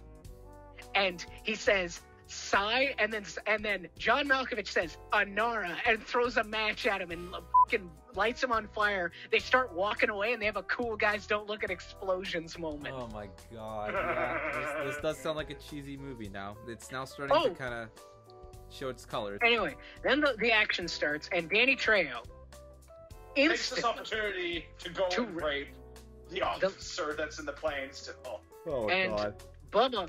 Bubba finally, tries to do something. Good for him. As he's dying. And then Nick Cage comes in and saves the fucking Danny beats the shit out of Danny Trejo. Hell yeah. Yeah, no, it's so bad. Some of the like, it's really downright creepy shit. Like, he's about to rape her, and he's like, "I gotta spend a place in my arm just for you." They're gonna on 24 after I'm done. Like, yeah, well, there was a moment. There was a moment before, like when before shit went down. I just remembered this, where he says, "If you knew the truth, you'd be calling me Johnny 600." Oh God. Yeah, it's very upsetting. Like, Not like seeing the Trejos. Well, it's so weird because Danny Trejo, his whole purpose in this movie felt like he was just a guy there to be a rapist. I mean, but like, Yeah, you know, that's pretty much it. this is just the logic, right? Don't make your rapist likable. I mean, that's pretty much. No. Like, I don't mind them not making the rapist likable, but he doesn't have any other significant scene. He's just the rapist. Yeah. I But mean, like, yeah. But like the fucking Steve Buscemi, who's this insane person who you're waiting to finally snap and kill someone, gets this scene with a little girl, and he doesn't kill her. Okay, I understand what you mean now. Like, you get this emotional, like, character, like, building moment, like, oddly specific character building moment with one character, and the other character is just, he's the rapist. Yeah, so it's just odd. And and this action scene is Jack, how would you describe this action scene between the cops and the prisoners at the airfield? With the ambush? Yeah. The ambush was pretty well executed, in my opinion. So they literally, but the ambush was well executed. But these agents, these people, are just absolutely moronic with how they approach it. They literally, willingly, walk down and drive down. So this is like a convoy of 5 vehicles, slowly moving right into a basic trap. I don't know why they are in their cars. It's ridiculous. There's no need for it to even take place for them to go that way. There's a bunch of open area all around that they haven't even investigated yet. They decide to go right down the middle of the junkyard. Yeah. Right down the middle where it's stupid. And so they get their asses torn to shreds. But, you know, we get some... plot goes off without a hitch, but then John Cusack comes and helps them out a little. With a bulldozer. And so you start using the bulldozer, the police rally around the bulldozer. As cover. And John Malkovich is like, okay, it's time to get the out of here, boys. So and there was a quick bit. There's a quick bit where Nick Cage ties a cable to a cinder block to stop the plane from taking off. Oh, wait, what? Yes. Because that's what he said. He talked to John, and he's like, I'm gonna make sure this plane doesn't land. You almost did an Arnold impression. I heard that. Yeah. So then they take off, and John Malkovich spots this, and he just shoots it. They just shoot at a cinder block to break them free. And they take off. Yep. And then finally Bubba gets his insulin shot. He's finally not dying. And then John Malkovich has the letter. He found Billy dead down there because for some, and then he finds the because you know he left him there dead. And then he finds the letter, and he's like, "We have a traitor on board." And he starts pointing out all these things. It's like, how did the cops know we were there at the first airport? Why were they there at the second airport? Why were we tethered to a cinder block before we took off? There's obviously a traitor. Then he grabs the female guard, who's the only guard left on the plane, and he's like, "I'm gonna blow her brains out if you don't fuss up." And then Bubba fusses up. Bubba gives himself up. And John Malkovich says, "You've been half dead this whole time, and you did all that." And he's like, "Yeah, it's pretty smart, wasn't it?" And John Malkovich goes, "No, bam, that's smart." Shoots him right in the chest. Wait, so Bubba does die? No, Bubba doesn't die. Oh. He's just been shot. Oh, you know, just shot, that's all. He's been shot in the stomach. Bang, bang. And then John Malkovich has the bunny, and he says, "Nobody move or the bunny gets it." And then the helicopters from earlier appear behind them, and they just start shooting at the fucking plane. So then they're shooting at the helicopter, and then Nick Cage and the female guard are over Bubba as he's bleeding. And then Bubba says, "You know, I'm starting to believe that there isn't God. And then Nick Cage gets up and he says, I'm gonna show you that there is a God. And then he does the power walk, Jack. Oh, is this the scene of the absolute badassery? So he does the power walk to the cockpit, just easily beating ass on the way there. Easy. He gets shot in the fucking arm. This is the thing. This is the best thing I have seen in this film so far. A guy has a gun. He shoots Nick Cage in the arm, and you know what? You know what, Hunter? What? Nothing happens. Oh. He's mid-stride when he gets shot in the arm. You see the shot. It blows out a chunk of his like tricep. Doesn't phase him a bit. Bicep. He just keeps walking. The stride doesn't break. There's no action. The guy It's as if reacts the to this entire like he's a moment fucking never happened. god. Yes. The guy who shot him reacts to this like, holy shit, and then he gets his ass kicked.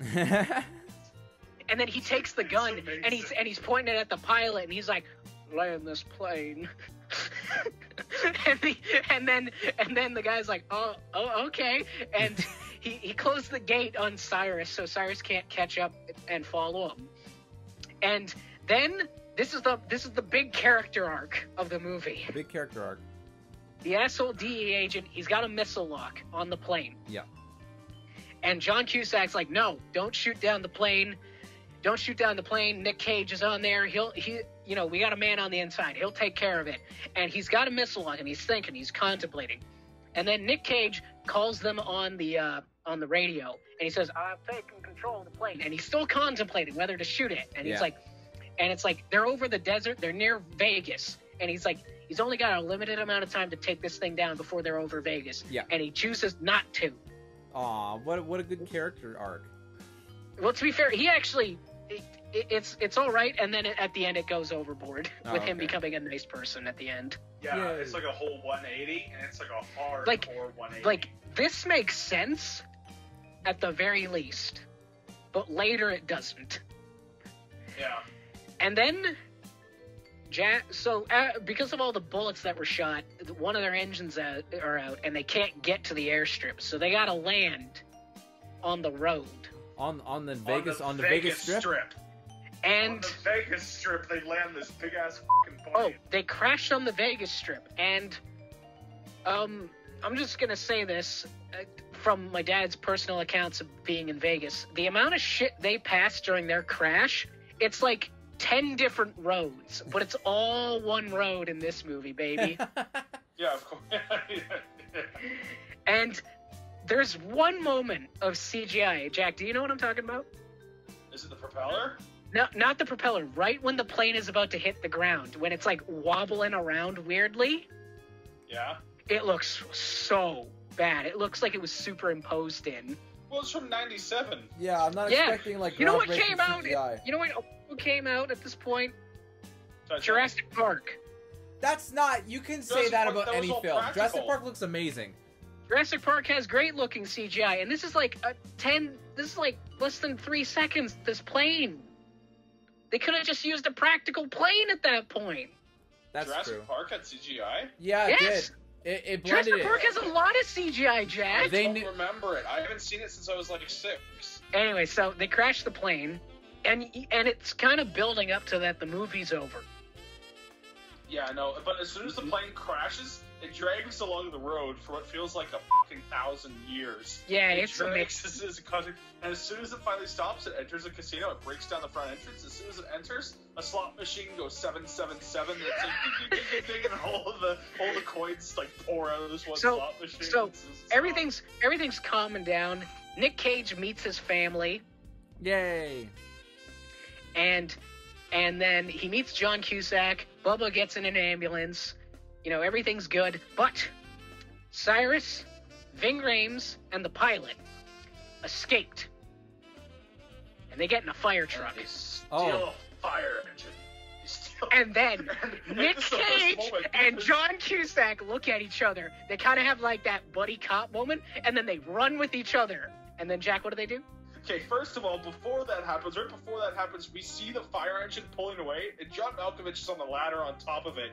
And it's the best moment of John Cusack and Nick Cage, like deer in the headlights, just realizing it, standing there for a second, like, wait a minute, what the fuck? Is that him? It's just them staring like, and then they run together, they get on police motorcycles. and the that are cops just lined up. this, and they don't do anything. They don't give a It's like shit. 3 or 4 officers who don't give a flying fuck. They just let 2 men get on motorcycles. One looks like one looks like a convict. The other is just a dude in a suit. Oh, and and they he's just go, bleeding. They take the bikes. He's bleeding.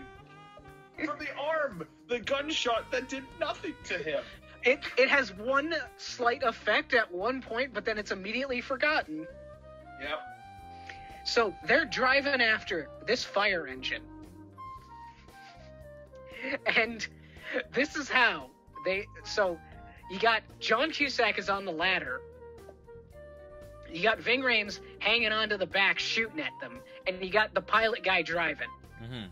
Right. This is how they kill. So they kill Ving Rhames by okay, so Nick Cage drives his motorcycle full speed. He grabs onto the ladder and then crashes the motorcycle into the fire engine, which kills Ving Rhames. Oh shit! And Okay. the explosion's ridiculous. And Ving Rhames was hanging on the corner back, behind shotgun. So it's like behind shotgun. So it's on the right side of the engine. And it would have taken out the wheel in a normal circumstance, especially since the explosion of the fucking motorcycle. No, not in this movie. And then John Cusack has a fucking harpoon. And he's trying to stab it at Nick Cage, who's hanging on the ladder, which is hanging over, like, you know how, the ladders hang off the fire truck? Uh-huh.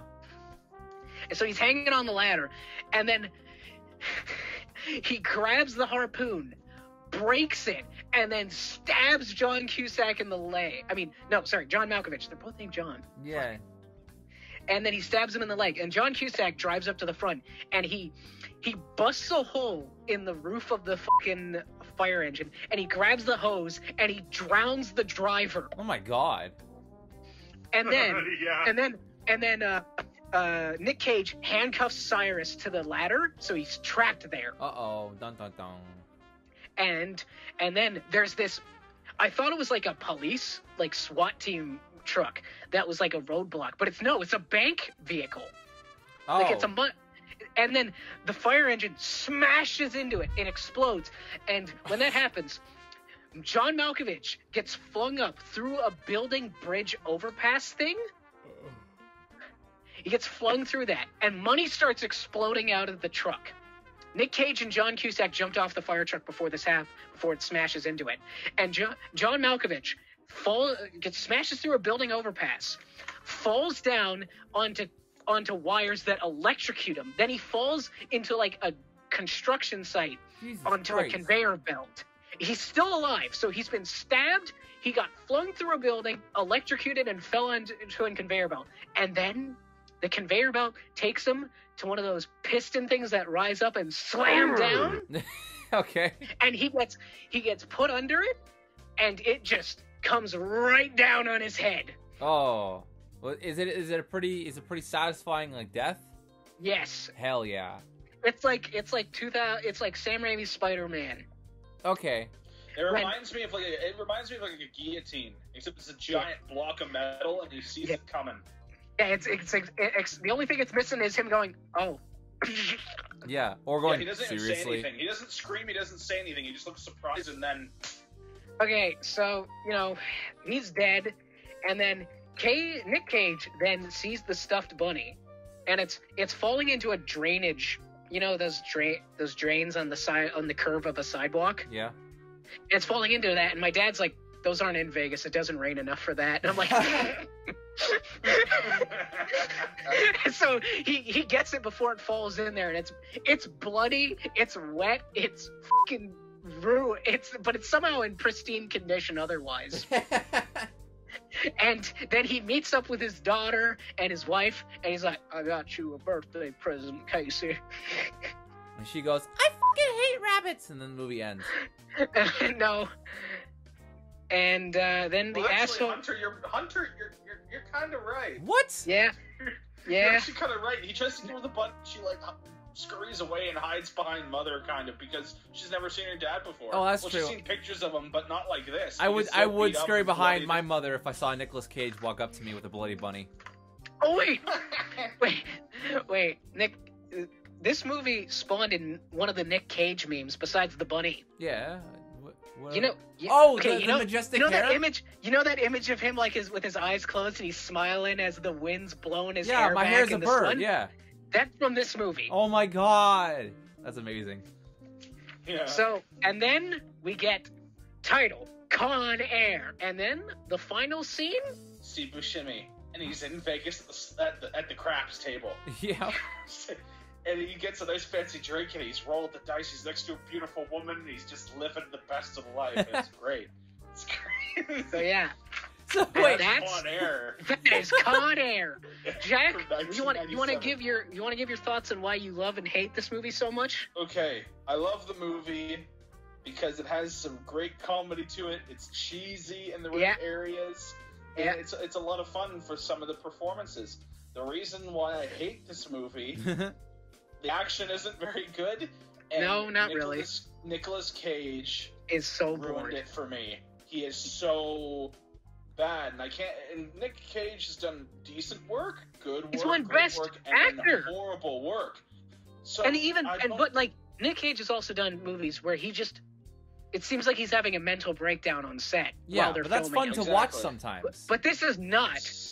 No, One of those it's- movies.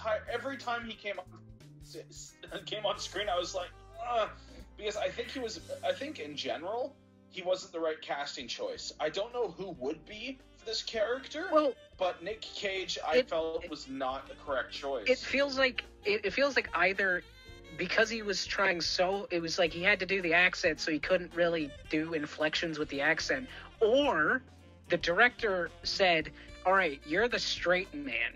Oh yeah. While everyone else is these crazy people, and they have all these crazy personalities. Because even John Cusack is more crazy than Nick Cage in this movie. That's insane. I think it's. I honestly, I still think it's the former. I think he was so dead set on keeping the accent, it made everything else about his performance suffer. So, But here's, for the ratings, this must be said, because I was on IMDb and I found this shit, and I can't make this up. Yeah. ConAir from 1997. Hunter, buckle the in for this line of information. I don't have a buckle. This but go for it. film got 2 Oscar nominations.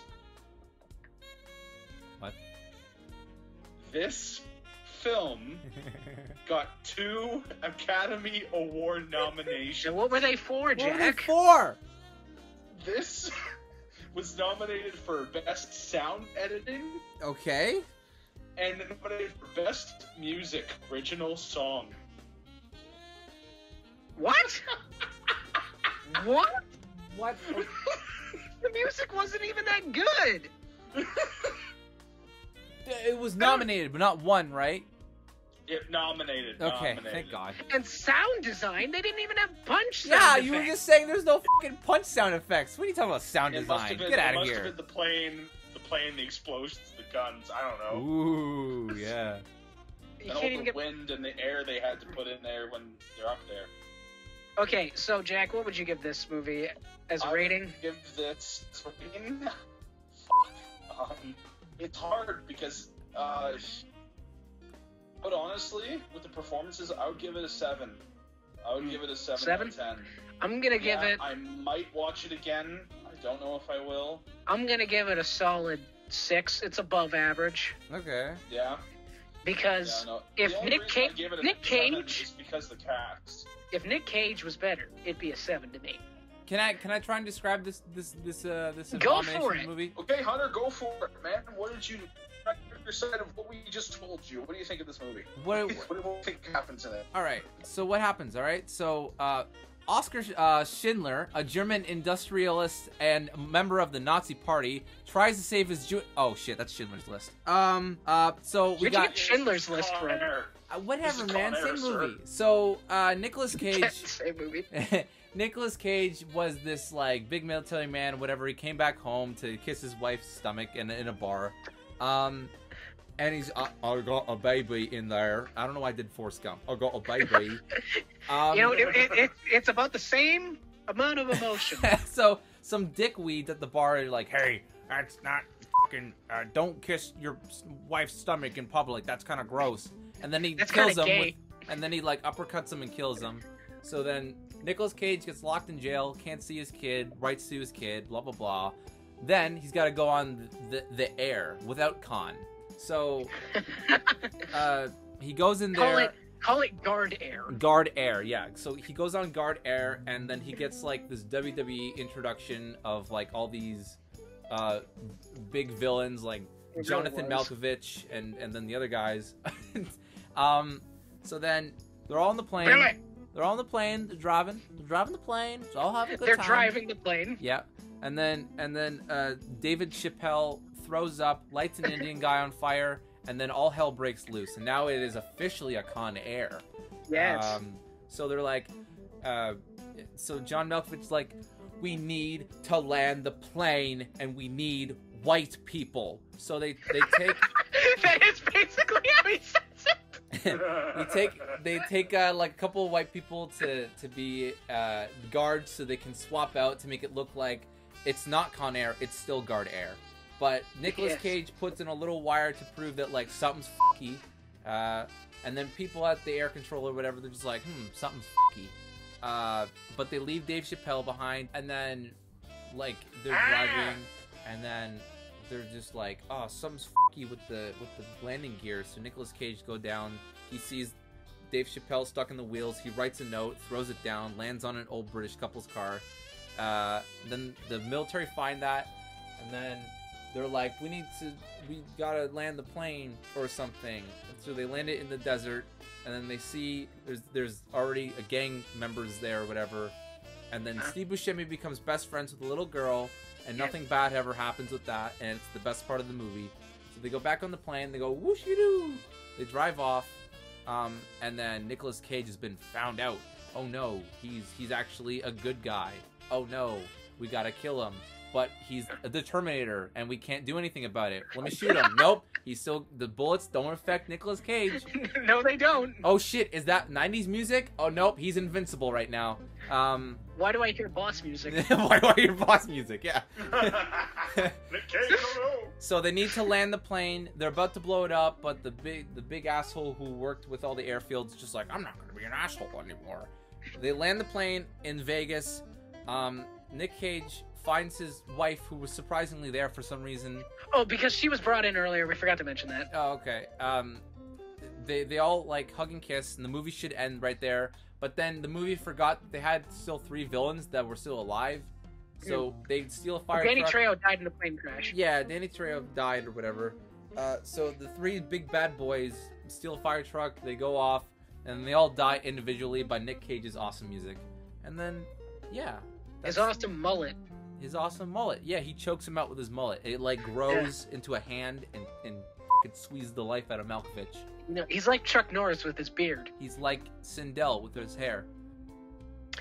I wanted to compare him to Chuck Norris. Okay, he's like Chuck Norris. Because nothing is as powerful as He's like Chuck Norris. He's racist. So Yeah, are we ready to talk about your movie, Jack? Your movie, Jack. Yes. Our Okay, movie. so before we do get into this review, talking to Ethan about it, this is a bit of a disclaimer. I'm going to talk to anybody out there who's unfortunate enough to actually be listening to this. The Blair Witch Project, which came out in 1999, is Same year as I was born. Is one of the more iconic horror movies ever made. And I did watch it. And I'll tell you right now, anybody listening, the rewatchable value of this film is like -1. The best way, and it's not because it's bad, it's just because the way the film was meant to be viewed. You need to go into this movie with like a completely blank slate. You can't know anything about it, and you're only going to need to watch the film once to get its most shock value or most enjoyable thing out of it. So I'm talking to you guys right now and listening. If you ever wanted to watch the Blair Witch Project, you don't know anything about it, and you're curious, stop watching this. Stop listening to this right now. Spoiler sound right here. If you have not seen it, But if you would prefer no 2 point. assholes on the internet to explain it, then stick around. Yeah, stick around. Or if you've seen it already, stick around. It's up to you. Or maybe you're just going to say, fuck you, Jack, I do what I want. And that's perfectly fine as well. It's up to you completely. But I'm just giving you I'm just letting everyone know right now, if you want to see this movie, just stop listening right now. Or Jack, else you'll ruin it for yourself, and there'll be no point for you to watch it. Jack, do you know what's the funny part about this? Is that What? So technically, I've never seen Blair Witch Project through full. I'd never seen the movie from start to end in one going, right? I never sat down to see any of it. But I knew everything about it going in. I knew the ending. I knew the basic beats of it. I knew that there's basically nothing that happens. But when I watched the movie, it did this weird thing to me. So let's just start from the beginning. Okay, so at the very beginning, the movie opens up, and all it says is the Blair Witch Project. That's what it says in a white text with black behind, with just black behind it. Then it cuts to the next scene where, not the next scene, but it just cuts to another slide with text on it that says, it's 1994. 3 film students went out into the woods to document or do a student documentary film about the Blair Witch. Yeah. Their footage was found a year later, and then it goes right away. And so at the very beginning, this is the movie that started the found footage craze. It started the craze, yes. It started the craze, found footage movie, but it was the one that started the craze. I think it started the craze, but it also hasn't been topped yet. I think it's been used wrong still to this day. Can I say the only found footage movie I've ever seen start to finish? What? Cloverfield. I was about to say Cloverfield. It was probably Cloverfield because that's a pretty good one. Because that's the only one I think that's worth watching. So controversy. With this, we open up to it's from what we'll say about the film from start to finish. With the found footage aspect, it's very believable. Oh my god, it's extremely believable. See, that was one of the major appeals. We open it up, and the beginning of the journey is about them gearing up. To go out there. See, so we have Heather.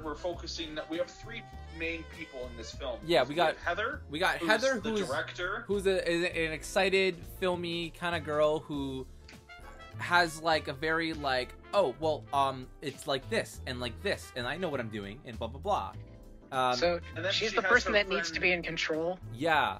Yes. Okay. So she has her friend named. Well, she's in control from the very beginning. It's her project. She asked for help, and whoever wanted to come and help her could help her. Yeah. So you have Heather, who's the director, who's going to be in charge, who's the star of the film, because it is a documentary. What she's just trying to do. Basically, she's going to go up to Burkittsville, which is AKA Blair. It used to be called Blair. Yeah. Where she's just going to do interviews and go to the locations of the mysterious deaths of people that were allegedly documented and the Blair Witch was responsible for, blah blah blah. Yeah. So she links up with Josh. Josh comes to the house to pick her up. And Josh is like this chill, best friend who's just kind of there, and he likes filming. Does he smoke weed? Yes, he does. He smokes weed every day. So what happens from there? At that point, it's like, oh, hey, you're kind of late, but that's okay. So now I need to go pick up. It's okay because you're high. So Mike is the third guy, and Mike is the sound guy. Mike is the guy who's out of the loop. He's basically there because they needed this clear relationship between Josh and Heather. Josh and Heather are friends because Josh said that he has a girlfriend later on in the movie. Yeah, that's what they have a girlfriend. But no, actually, because I was really into this film, I looked at behind the scenes thing. Originally, Josh and Heather were supposed to be a thing. Okay.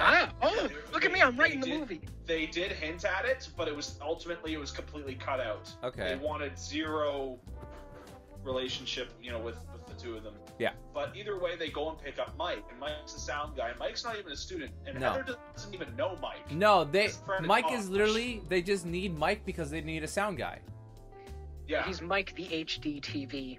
And again, the realism aspect plays into it. It shows them going into a store and picking up camping food and supplies and whatever, and then it shows them, going to a hotel to stay the night. One of the most realistic parts about this movie is the overlapping dialogue that they do. And it's like the 30s thing movie. It's weird. How I would describe it is that everything that is said without being talked over is important, but everything that is talked over makes it just more realistic, which is super interesting. Yeah. So they get to Burkittsville and they start interviewing different people, just random people. Yeah. They interview a few old guys. They interview a mother and her child. Oh, I want to talk about that child. Holy shit. The kid. So, the kid. like, it's so weird. So everyone that they interview has like slightly different stories about the Blair Witch and all that. But when the mother is talking about it, when she's saying like, oh yeah, there were kids and they were murdered, whatever, the little kid that she's holding in her arms is like, no, and like covering her mouth while she's saying this, and she starts crying and stuff, and it's so weirdly, because you know that kid wasn't acting. She was like 2 or 3, and it almost weird, gives this weird like believability, because the whole myth of it is that kids are being lured into the forest. So for a kid to like, no, don't talk about that. Don't stop talking about this in front of a camera. For a kid to sound and act legitimately scared of this folk tale. It's so weird. Yes. And even then, they interview another guy, and the other guy's talking about it. He says, yeah, no, my grandma used to tell us not to get out of bed in the middle of the night, because if we got out of bed, the witch would come and get us. Yeah. So when we'd go to sleep, we'd go and, do that and whatever. But then we get to the real meat and potatoes of the film, where they decide to go into the woods to locate a few of the murder sites, if you will. Yeah. So specifically, throughout this movie, it's like I liked filming things. I enjoyed.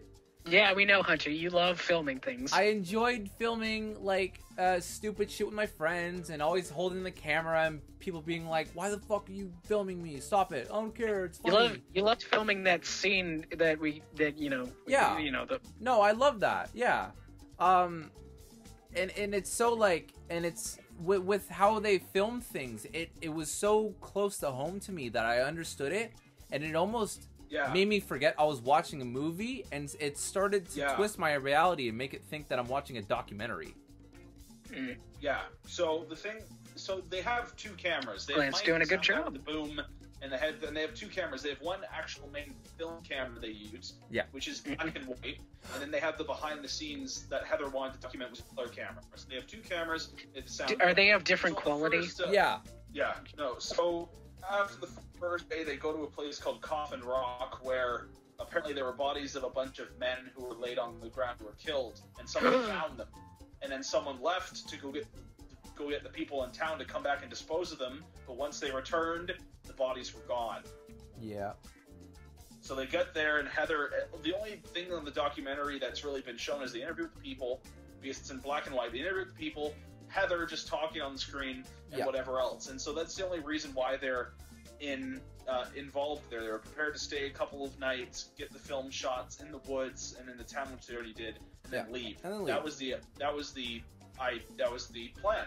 And so the very first day it goes. But they made one mistake. They went into the woods. No, I think there's actually something else that's that one mistake, but we'll get into that. So the first day goes well enough. It goes fine. Yeah. And you can't have things fucking up on the first day. They wake up the second morning, and Josh is kind of like, "Did you hear that in the middle of the night?" And he's kind of laughing it off a bit. He's like, "Yeah, I could have sworn I heard cackling last night." Yeah. And they kind of play it off like maybe he's f***ing with them, or maybe he actually heard that. But they're very they're very dismissive about it, obviously. Yeah. Right? They're like, "Yeah, okay, man." And as they keep going through the woods, they find like these piles of rocks in different spots. And they're like, "Well, that's kind of freaky. That's kind of weird. That's just random piles of rocks everywhere. That's weird." And does it look like the ones in Nunavut? No, they're just piles of rocks. No, those are just literally piles of rocks. They're not. Oh, they're not like. They're just piles of rocks. Okay. So, as the day progresses, the weather gets worse. It starts getting rainy and things of that nature. And then they get a few more shots of where they need to be, and then they go to sleep again. They wake up the next morning, and on the second night, they realize that there are piles of rocks around their tent. Ooh. So where they set up camp, there are 3 different piles of rocks all around. They're like, "Okay, this is so the rocks are outlining the tents." Yes. Yeah. So it's almost as if when they left the tent, it's almost as if the tent was in the center of like a circle or shape of rock piles, and they. Jesus, guys! I had a near heart attack because I heard a sound and I thought it was my door opening. I was like, It's the rocks, Ethan. shut up. So at this point, they're starting to get pretty weirded out. Obviously, like, this is weird shit happening. That's strange. Let's get the rest of the stuff done and let's get out of here. Yeah. And they keep going on trails, and Heather is the one who's in charge of the map.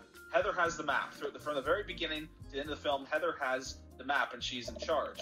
And so the second day, they're trying to get out. They're starting to doubt her a little bit, especially Mike. Yeah. Mike's getting very irritable Because he doesn't want to even be out there in the first place. Yeah, give me the map. Give me the map. He looked at it. He's like, "This is Greek to me. I can't read this." So Mike doesn't know much about the map, really.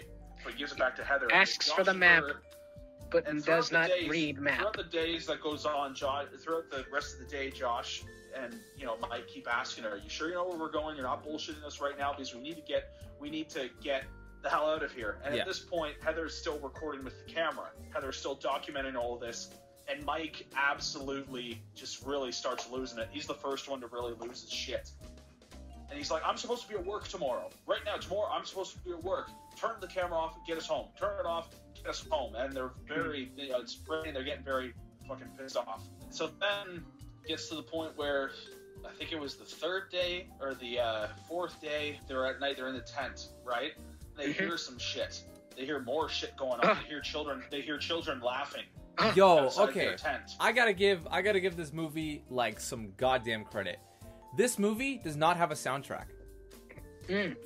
From the moment except aside from the very beginning, where it's like kind of ominous music at the kind of ominous sounds at the very beginning. Yeah. In the credits. Yeah. There is no score. Yeah. There is no. All you hear, because basically the whole entire movie is taking place in this forest. All you hear is like nature sounds, like them scrunching on leaves. Yeah, just stuff like that. Stuff you would hear in a forest. I mean, it makes sense because this is supposed to be like raw footage that people found. Yeah, exactly. Yeah. But like, it's you know what I mean? Yeah. So it like, and when you hear these like faint like ghost noises or whatever the hell they are, children laughing, it's so faint enough where you think you hear something, but you can't quite tell what that thing is saying.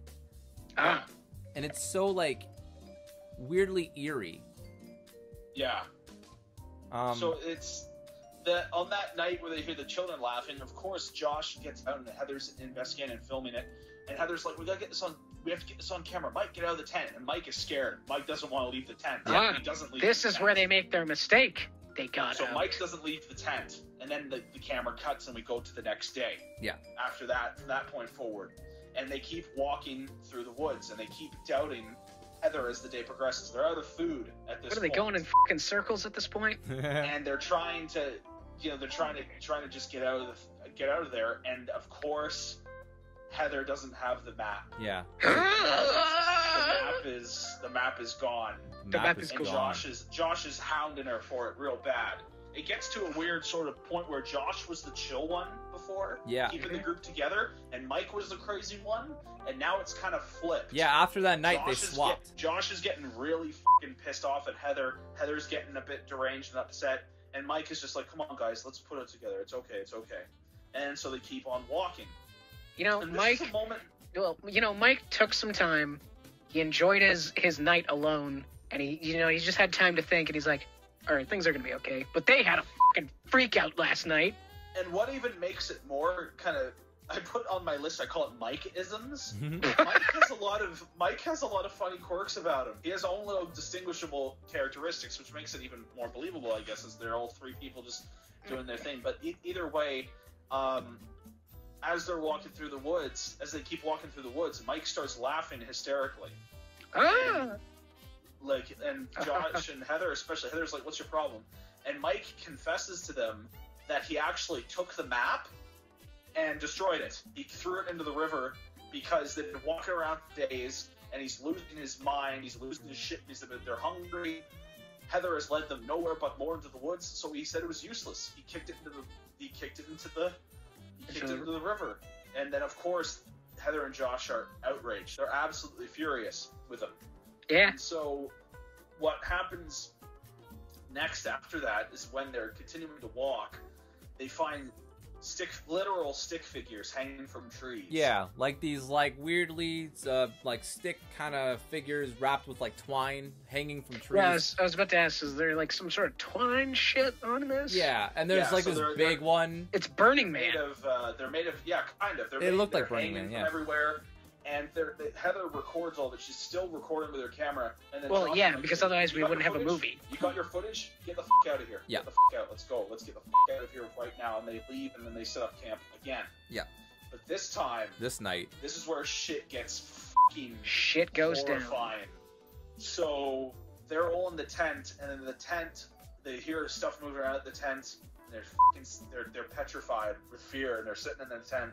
And then all of a sudden, the tent starts shaking violently. Just like so rapidly. Someone's out there just shaking it, and they all scream and run out of the tent into the pitch black night. You can't and even. All you see is, and you can barely see anything. We're assuming it's Heather carrying the camera. Yeah. And Mike is running ahead of her. Yeah. So she's running. They're running. Wait, what happened to Josh? Through the blackness. Josh is also running. Must be behind her. We don't see Josh. Josh is running with them, obviously. Okay. We don't see him.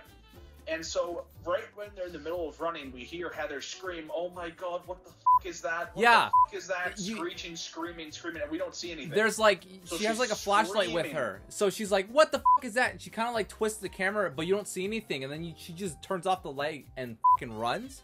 And this movie does, when it's pitch black, all you see, and it's pitch black a lot of the times, you see it's just static. But because of that, because you watch static throughout this whole entire movie, and at certain points when all you hear is just people screaming in pitch black, you start to like kind of imagine things in like these like pixelated, like weird morphe what type you're things. saying is the movie uses the classic, your imagination is scarier than anything that they could actually show you. Exactly. Well, no, the ultimate thing is, it's just like FDR said, there's nothing to fear but fear itself. The ultimate fear is the unknown. And that's so what I said. The audience don't see any. Exactly, yeah. So what we don't see is the ultimate fear of the film. That's the entire point. Yeah. Then the entire film, you never actually see the witch. Well, yeah, that would You don't even know if a witch is out there. We never do. So obviously they come back. They spent the film cuts. They spent the night in the darkness together, hiding from their tent. And they get back to the tent, and Josh's stuff is all covered in slime or some shit. Just like ectoplasm gooey type shit. It's Slimer? Slime. They literally call it slime. Yeah. Because it's all his shit, and it's only his stuff. His backpack is ripped open, his shit's strewn everywhere, and so they obviously have to pack up. They have to pack up everything, and so they pack up everything. They move on. So they lost he's been marked for death. So exactly. Yeah. So they lose the map. The map's been destroyed. Map's been destroyed, and so they only have the compass left. Heather's got the compass. And so they say, okay, we're just going to go in this direction for a whole fucking day. We're going to go south, and that's it. All we got to do. And so they head south, and they walk for 5 or 6 hours. And it's not until they get down there that Mike realizes that it's the exact same. There's a tree that had fallen over across the river, and even though they've walked in the same direction for 5 hours, 6 hours straight, they're back exactly where they started. Yeah, they've been walking in circles all day. They did a circle. Direction, and they're back where they began. And obviously, so Heather starts crying. They start freaking out. So the question is, was she just reading the compass wrong? No, we don't actually see it. No, but like, no, that's what I'm saying. Like, did she read the compass wrong, or was something else going on? We don't know, but probably all three of them were on the same page. All three of them were going the direction of that direction. They claim in the film, they don't say otherwise, that they were going that same direction all day. So obviously at this point, it's some freaky, weird witchcraft shit going on. Yeah. Where they can't, there's no way they're going to escape. There's no way they're going to live, because they just walked in the same, they're camping in the exact same spot they camped the night before. Yeah, but I'm just kind of thinking here. Is that what's happening, or are they just so, and Ethan, with everything going on? And Ethan, this is very interesting to me personally. I know, and this is what I'm saying, Ethan. That's the best part of the movie. You can think of that too. Find out. You can think that's one. Oh my God, there's a fucking Jesus Christ, there's a giant ass bug in my room, in this room, and it just scared the shit out of me. Stop scaring yourself, Okay. Ethan. Well, I'm sorry. You may say I gotta kill this fucking thing. So, I heard this the final swish. night. I heard the smack. That was pretty funny for me. Oh, I'm hearing smacks too. Whoa, is that a gun? Whoa! I had to kill a bug. I know.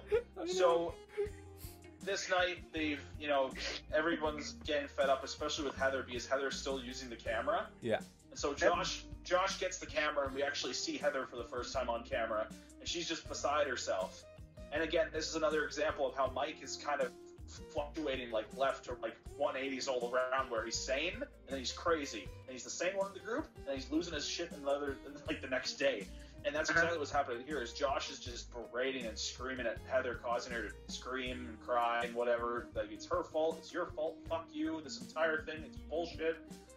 And then they sleep throughout the night. Yeah. And they wake up the next morning, and as soon as they wake up the next morning, as soon as it cuts, we wake up to them screaming, looking for Josh. Josh? Josh is gone. He's gone. Josh! Is completely gone, so they're screaming for Josh at the top of their lungs. They can't find him anywhere. And the only thing they can think of to do, I believe, Hunter, if I'm not wrong, they just wait. There's a part where like they prop the camera up and they're just sitting at a tree, like rocking back and forth, just waiting for they're him. in a fetal position. They're holding on to each other, just trying to process what's going on. And it's again it cuts. Not much else happens that day. It just cuts to them in the tent again. And as they're in the tent waiting, the film starts rolling again, and we can just hear Josh crying. You can hear a faint in the distance. You can hear him in the distance. You can hear the guy, the actor, just like they're so upset. See? And they're like, yeah, Josh, he was marked for death. Josh, where are you, Josh? Where are you? Yeah. And then Heather says, if it was Josh, then he would tell us where he is. And so obviously at this point, the witch is fucking with them. Yeah. So the witch is trying to lure, them out, and they're not having any of it. And so the next morning, they open up the tent. But is the witch fucking with them, or is it just him screaming in pain? Maybe. Well, if he was screaming in pain, why wasn't he screaming during the day? Why wouldn't he tell them where they were, where he was? But well, I'll wait until later. No, I'll wait until later because I don't know if he's. So either way, wake up the next morning, and there's a nice little care package. Oh yeah, that was such a weird part of the movie.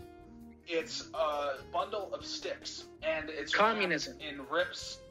It's wrapped in rips from Josh's shirt. Yeah, it's from his fabric, and so Heather opens up the sticks, or whatever, opens them up. And there's a little sack that's tied with blood, soaked in blood, it's dripping blood. She opens that little sack, and she screams, and it's teeth. It's part of his finger, and it's got part of his hair. It's a clump of blood and mess and just gooey shit, and like, it could be teeth, it could be, but like, it's kind of on the little blood pile, so like you're creeped out because you don't know what you're looking at necessarily, and she's just crying. You're just hearing her cry over this, like, the sight of a packet of blood. Well, essentially, it's just that saying, yo, your friend's dead. Yeah, pretty much. Yeah. You and your friends are dead. Then it cuts to the iconic shot. Yeah. Where one of the two iconic shots which have been parodied over the years, it's the shot it just shows an upward view of Heather. Mm-hmm. And it just shows her nose and her eyes and the hat, and she's very disturbed and upset, and she's just telling them, she's just saying, I just wanted to apologize to everybody.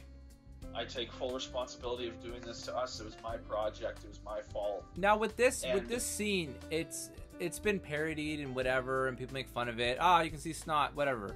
But when you watch this full movie, for some reason, like, it's shot, I think, very smart, because there's a portion of the screen where it's just pitch black, And like, Yeah, isn't it only part of her face is being shown? it's almost half her That's face. what it is. Yeah, you can only see half her face. It cuts off right below her nose. So and Hunter, it just shows the rest of her head. what you're saying is it's like you're expecting something You're like, to be your there. eyes are like looking at her, but it's always darting to the darkness because you're like, what the is happening? And you're tense the whole time because you're like, Something's gonna happen. I'm watching her give her last goodbyes as there's clearly a void behind her. Because in a lesser movie, this would be where she dies. This would be where you see something behind her and you stab her and then she's dead. And you never do. And Yeah. one of the line that she says, it's so believable the way she delivers it. And it's a simple phrase where she's barely able to talk. She's so fucking scared. She says, I'm so scared To close my eyes. To close my eyes. And I'm scared to open them. I'm even more scared to open them. God, that actually, I wrote that down. Just pouring out of her eyes, and she keeps saying, we're gonna. The very last thing she says, we're gonna die out here. Yeah, and that's it. And then it cuts off again, and it's still nighttime. It's the same night. That feels like you could have ended the movie right there. No, It does, no. but This ending this gets is even the more best. fucked. No, because like what I'm saying is like that feels like an ending shot. See, I want to, Jack. I want to talk about the scene. This is the part of the movie where I actually fully embraced how much I love this movie. So, so it's still nighttime, and they once again they hear Josh calling. So they go searching for him. They go, Josh. They go searching, and then they see this cabin that's never been seen the entire movie. This rickety old white broken down cabin, or like a house more or less. And the genius of this movie, the whole time you are hearing forest noises and leaves being crunched and sticks being crunched and everything. So you're used to that. You're used to that sound. And once you enter that house, it is completely silent.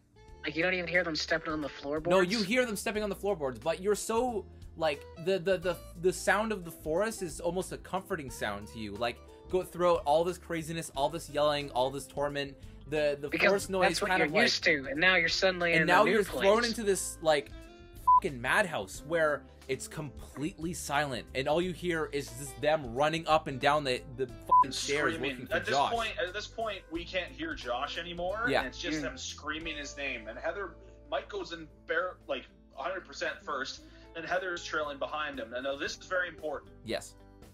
Mike has the color camera, which records the audio by itself, which records, which records the behind the scenes stuff. Heather has the black and white camera that has no audio unless Mike is operating it with the boom, which he's not. Yeah. And so Mike goes in first, and Heather's right behind him. They run up the stairs, and the walls have graffiti and really creepy ass, like child-sized handprints all over the walls. Mm-hmm. And then all of a sudden, they get to the top stairs, this top floor, and then Mike starts freaking the fuck out. And he's like, I hear Josh, I hear him downstairs. And he leaves Heather up there. He leaves Heather upstairs, and he bolts down right for the basement. He's like, I hear her in the basement. And since his camera is the only one that records audio, the whole time we hear Heather screaming, we will see like her muffled point of view, but the audio we hear is from Mike's camera. Yeah. So it's we'll kind of see like Heather's view of her running down the stairs, but we will hear her voice from a very far distance because it's her screeching, but it's only Mike's camera that can pick it up. And so Mike gets down to the basement, and he's like, Josh, and he's trembling, he's scared. He rounds the corner into a room, and then the camera drops. It just drops And instantly. the camera hits the ground. And all you hear is Heather screaming Josh's name and Mike's name, and she just screams. She's just screeching Mike's name because it's dead silent now. You can't hear Mike anymore. You can't even hear footsteps. The camera just drops, and you just hear in the distance, and it gets louder and louder and louder as Heather just keeps screaming his name as she gets closer and closer and closer to the point where you can't even understand her. It gets to a point of where she's screeching so loud. And she runs, and this is the second iconic shot of the film. Yes. She runs down into the basement. She turns the same corner that Mike did, and it shows Mike standing in the corner, not moving. And he's staring at the corner wall. He's staring at the wall. He's not moving. And it just shows him. It shows the basement. It shows the empty wall, and it just has her scream as if she sees something. She realizes, and she just screams and screams and screams, and then dead silence, and her camera falls. Drops. And it hits Sits the there ground. for a second. It drops, it hits the ground, and then Fades it to black. ends. Yeah. And that's the end of the movie. I think that ending was so, like... Honestly, I think you guys told this, and the fact that my dad is watching an action movie that occasionally has booming sound effects that I can hear slightly really added to the ambience of you guys telling this. And that fucking bug that jump scared me, just these weird things that added to this ambience of you telling me about the Blair Witch Project really made gave me It's some one of my favorite movies goosebumps. of all time. I love the Blair Witch Project.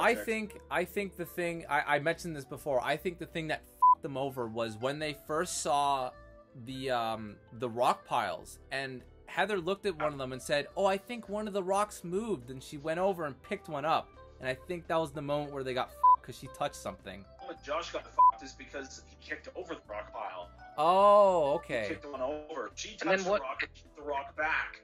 Then he kicked over the pile of rocks. Yeah. And that's why he was marked for death And that's first. why he was marked for death, and the witch got him. Yeah. One thing is this: the cast is only the three, Heather, Josh, and Mike, Yes. and it's the real It's- people's names. Yeah, I looked it up. It's It's, really it's their all the real names. names. Yeah. Which Well, is that's just Heather Donahue, Josh Leonard, and Mike Williams. Yeah, it They're added their to names. this being a true story. And so this was shown at film festivals, small film festivals originally. And the internet was still a new thing at the time. They made a fan website where they put up pages of, like, quote, Heather's diary, that they also found Heather's diary or whatever. Of course. And they would put up missing posters Yeah. Yeah, at their this screenings. yeah, this at was film the festivals the first outside. movie that really took viral marketing to this level. So smart, man. Exactly. It was like the very first thing. And people, the way it was filmed and the way it was let up and everything that they saw, a lot of people legitimately thought that this was real. Yeah. Mhm. It sounds ridiculous when you word it like that, you just talk about it, but Exactly. in whole truth and honesty, the families, like Heather's family, Josh's family, Mike's family, would receive condolence letters Oh my from God. people who'd seen the film. Yeah, and I remember you telling me this. And they said, "I'm so sorry for your loss. I'm sorry that you lost your daughter." But either way, everyone treated it as if it was real. And it was part of the shock value of the film. What made it so horrifying at the time is that people bought it. Yeah. They had shit that you never saw the witch. It was starting the viral. It was starting to create some found footage, and no one knew these people. They was using their real names. That was cool like that. Now another interesting little tidbit that I discovered is He's got paper that notes. they had over 30 hours of footage to edit Yeah. down. Oh, totally. You can They- totally understand that. Is how they went about filming this stuff. Is what would happen with the actors is that they were out there with the actors, but the actors were also roughing it too. That's how they lived. They had them pack their gear, all their survival stuff. They had them actually go do their shopping. They filmed their real shopping. They filmed their real, them at the hotel or whatever. The reason why it And looked real how because it was and real. how it went every day is that they would get care packages from the crew in like a milk crate. Oh, okay. And each day they got a little bit less food. And they got a little bit less water, and Oh, they were God. given a script. They're not even a script. They were given, okay, Directions. these are the things that need to happen. You guys film this with this, do whatever you can, make this thing happen. And another thing that I learned is that each specific person got a canister, and that in that canister were specific, even further instructions for their character. That would say, okay, this today, Heather and Josh can share their secret. Mike can't know about them. And that was a big part of the appeal of the movie. That's Is awesome. that getting people to buy it. And at the time, since it was new, because obviously it has not aged well at all, you can't really watch this movie again. Most people, especially since so many of us are desensitized now, I don't think many kids or people nowadays would get too scared of it. I've seen a lot of reviews on it, like, "Oh, this movie's so overrated," and blah blah blah blah blah. Well, I think part of it is just the fact that it grew such a reputation and then, birthed a horrible, awful, no good genre of found footage horror movies, and 9 times out of 10 they always suck. That this movie kind of grew a negative reputation, and people go into the movie wanting to dislike it. Even though it's like the OG, it's really fucking good. But there was one complaint actually. Is this a complaint of yours? Is this the motion blur? No. Or is it This the was motion? is the motion of the Yeah, cameras. my How mom they couldn't filmed watch it. the movie when it came out. She got sick. Yeah, people yeah. were literally getting sick and would have to walk out at screenings because the cameras were too all over the place. Even though compared to like Cloverfield and other bullshit, it's actually decent. Yeah, but honestly, yeah, Cloverfield's fucking insane. I but, feel like I'm gonna throw up whenever I watch Jason Bourne. This was a walk in the park. I have a final little tidbit here real quick. This fun little fact is that this was one of the most lucrative films Of ever all time. made. Because it was like a whole budget of time. 10,000. The budget is vague. You can't get a not detailed, but you can't get a concrete version because different sites and different references or whatever. But the facts I can tell you, it's ranged anywhere between 20 to 60 grand. Ah, The budget of the whole film, somewhere in there. They actually were able to rent and return the camera that they used. The well, black and white one, I believe. you're supposed to return the cameras. Well, no, they got it from their school. Ah. It was from perfect. school. And the box office, which was the definitive what I can hear. So the budget was anywhere between 25 and 60K. The box office was $248 million Jesus. in Wait, 1999. million? $248 million. Okay, for me, your mic cut out. It sounded like billion. I'm like, that's not true. $248 million. Okay, you don't have to Are eat you the are you mic. doing the Dr. Evil Pinky thing? No. Damn it! I just got my voice closer to the mic. But anyway, I love this movie. I thought it was good. I'd rate it a 9 out of 10. The only reason it's a 9 out of 10, the only reason I didn't rate it a 10 out of 10 is because You seen it before. I've seen it before. Yeah, that's part of but I can appreciate it. Yeah. Hunter. Yeah. I'm watching this movie again soon. Yeah. I need to. You hear that, folks? I He's need to watching it again. I need to analyze this. I've had so many ideas throughout this whole movie. Are you telling me that there's actually a good movie we talked about? I know. Yeah. Killer Bean. I can't believe I have to remind you, Ethan, but whatever. Yeah. But So, Hunter, honest, what would you rate this? okay, so I'm rating this a 7 out of 10, and here's why. I am in love with this ending. I think the ending was one of the most tense things I've ever watched in a movie.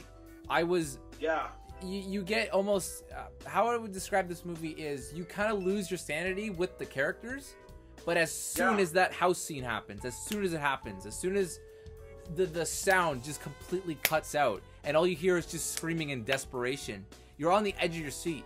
You haven't seen anything the whole fucking movie. You're like, what the fuck is happening? Like the rest of the movie is very like, it's slow paced, and I get it. It worked well. I think that ending would have not worked unless you had the whole entire movie be about characters losing their mind but nothing really happening. Okay. Yeah. If say, and I think the runtime's perfect. What is it, an hour and I think 45 minutes? It's an hour and 20 something odd minutes. I think. Yeah. Oh my god, it's like 9 lives. An hour and 45 minutes. Yeah, I wrote that down. Yeah, it's like the same. Well, It was an hour and isn't that 45, with okay. credits? But yeah, 7 out of 10. I love this thing. Summary, okay?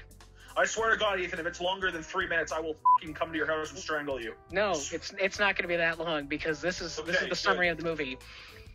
Okay, so they're in the woods. Too long. Shut up. They're in the woods and they're looking for something. I don't know, a witch. I wasn't really paying attention. Nothing's happening. Nothing's happening. Nothing's happening. They're dead. A lot of people look pissed. And if you don't know what that's from, I won't say. That's a Family Guy reference, you ass. Yep. Well, this whole time I've been waiting to say that. When Peter's like translated to that. No, line, Brian's dude. a seeing eye dog for a guy at Brian. the movies. Oh yeah, I remember that joke now. All right, and that was Blair Witch Project, I guess. All I knew about this movie was they go into the woods and they die. Well, I think we did a terrible job. I think Jack's annoying to listen to. I think that is I'm more the biggest annoying lie to of listen your to. life. Jack is an angel to listen to. So I would say watch the movie. So, thank you for listening in to the 4th episode of QuarinTime. We do really appreciate you listening in, and if Hell you yeah. enjoyed it. Yeah.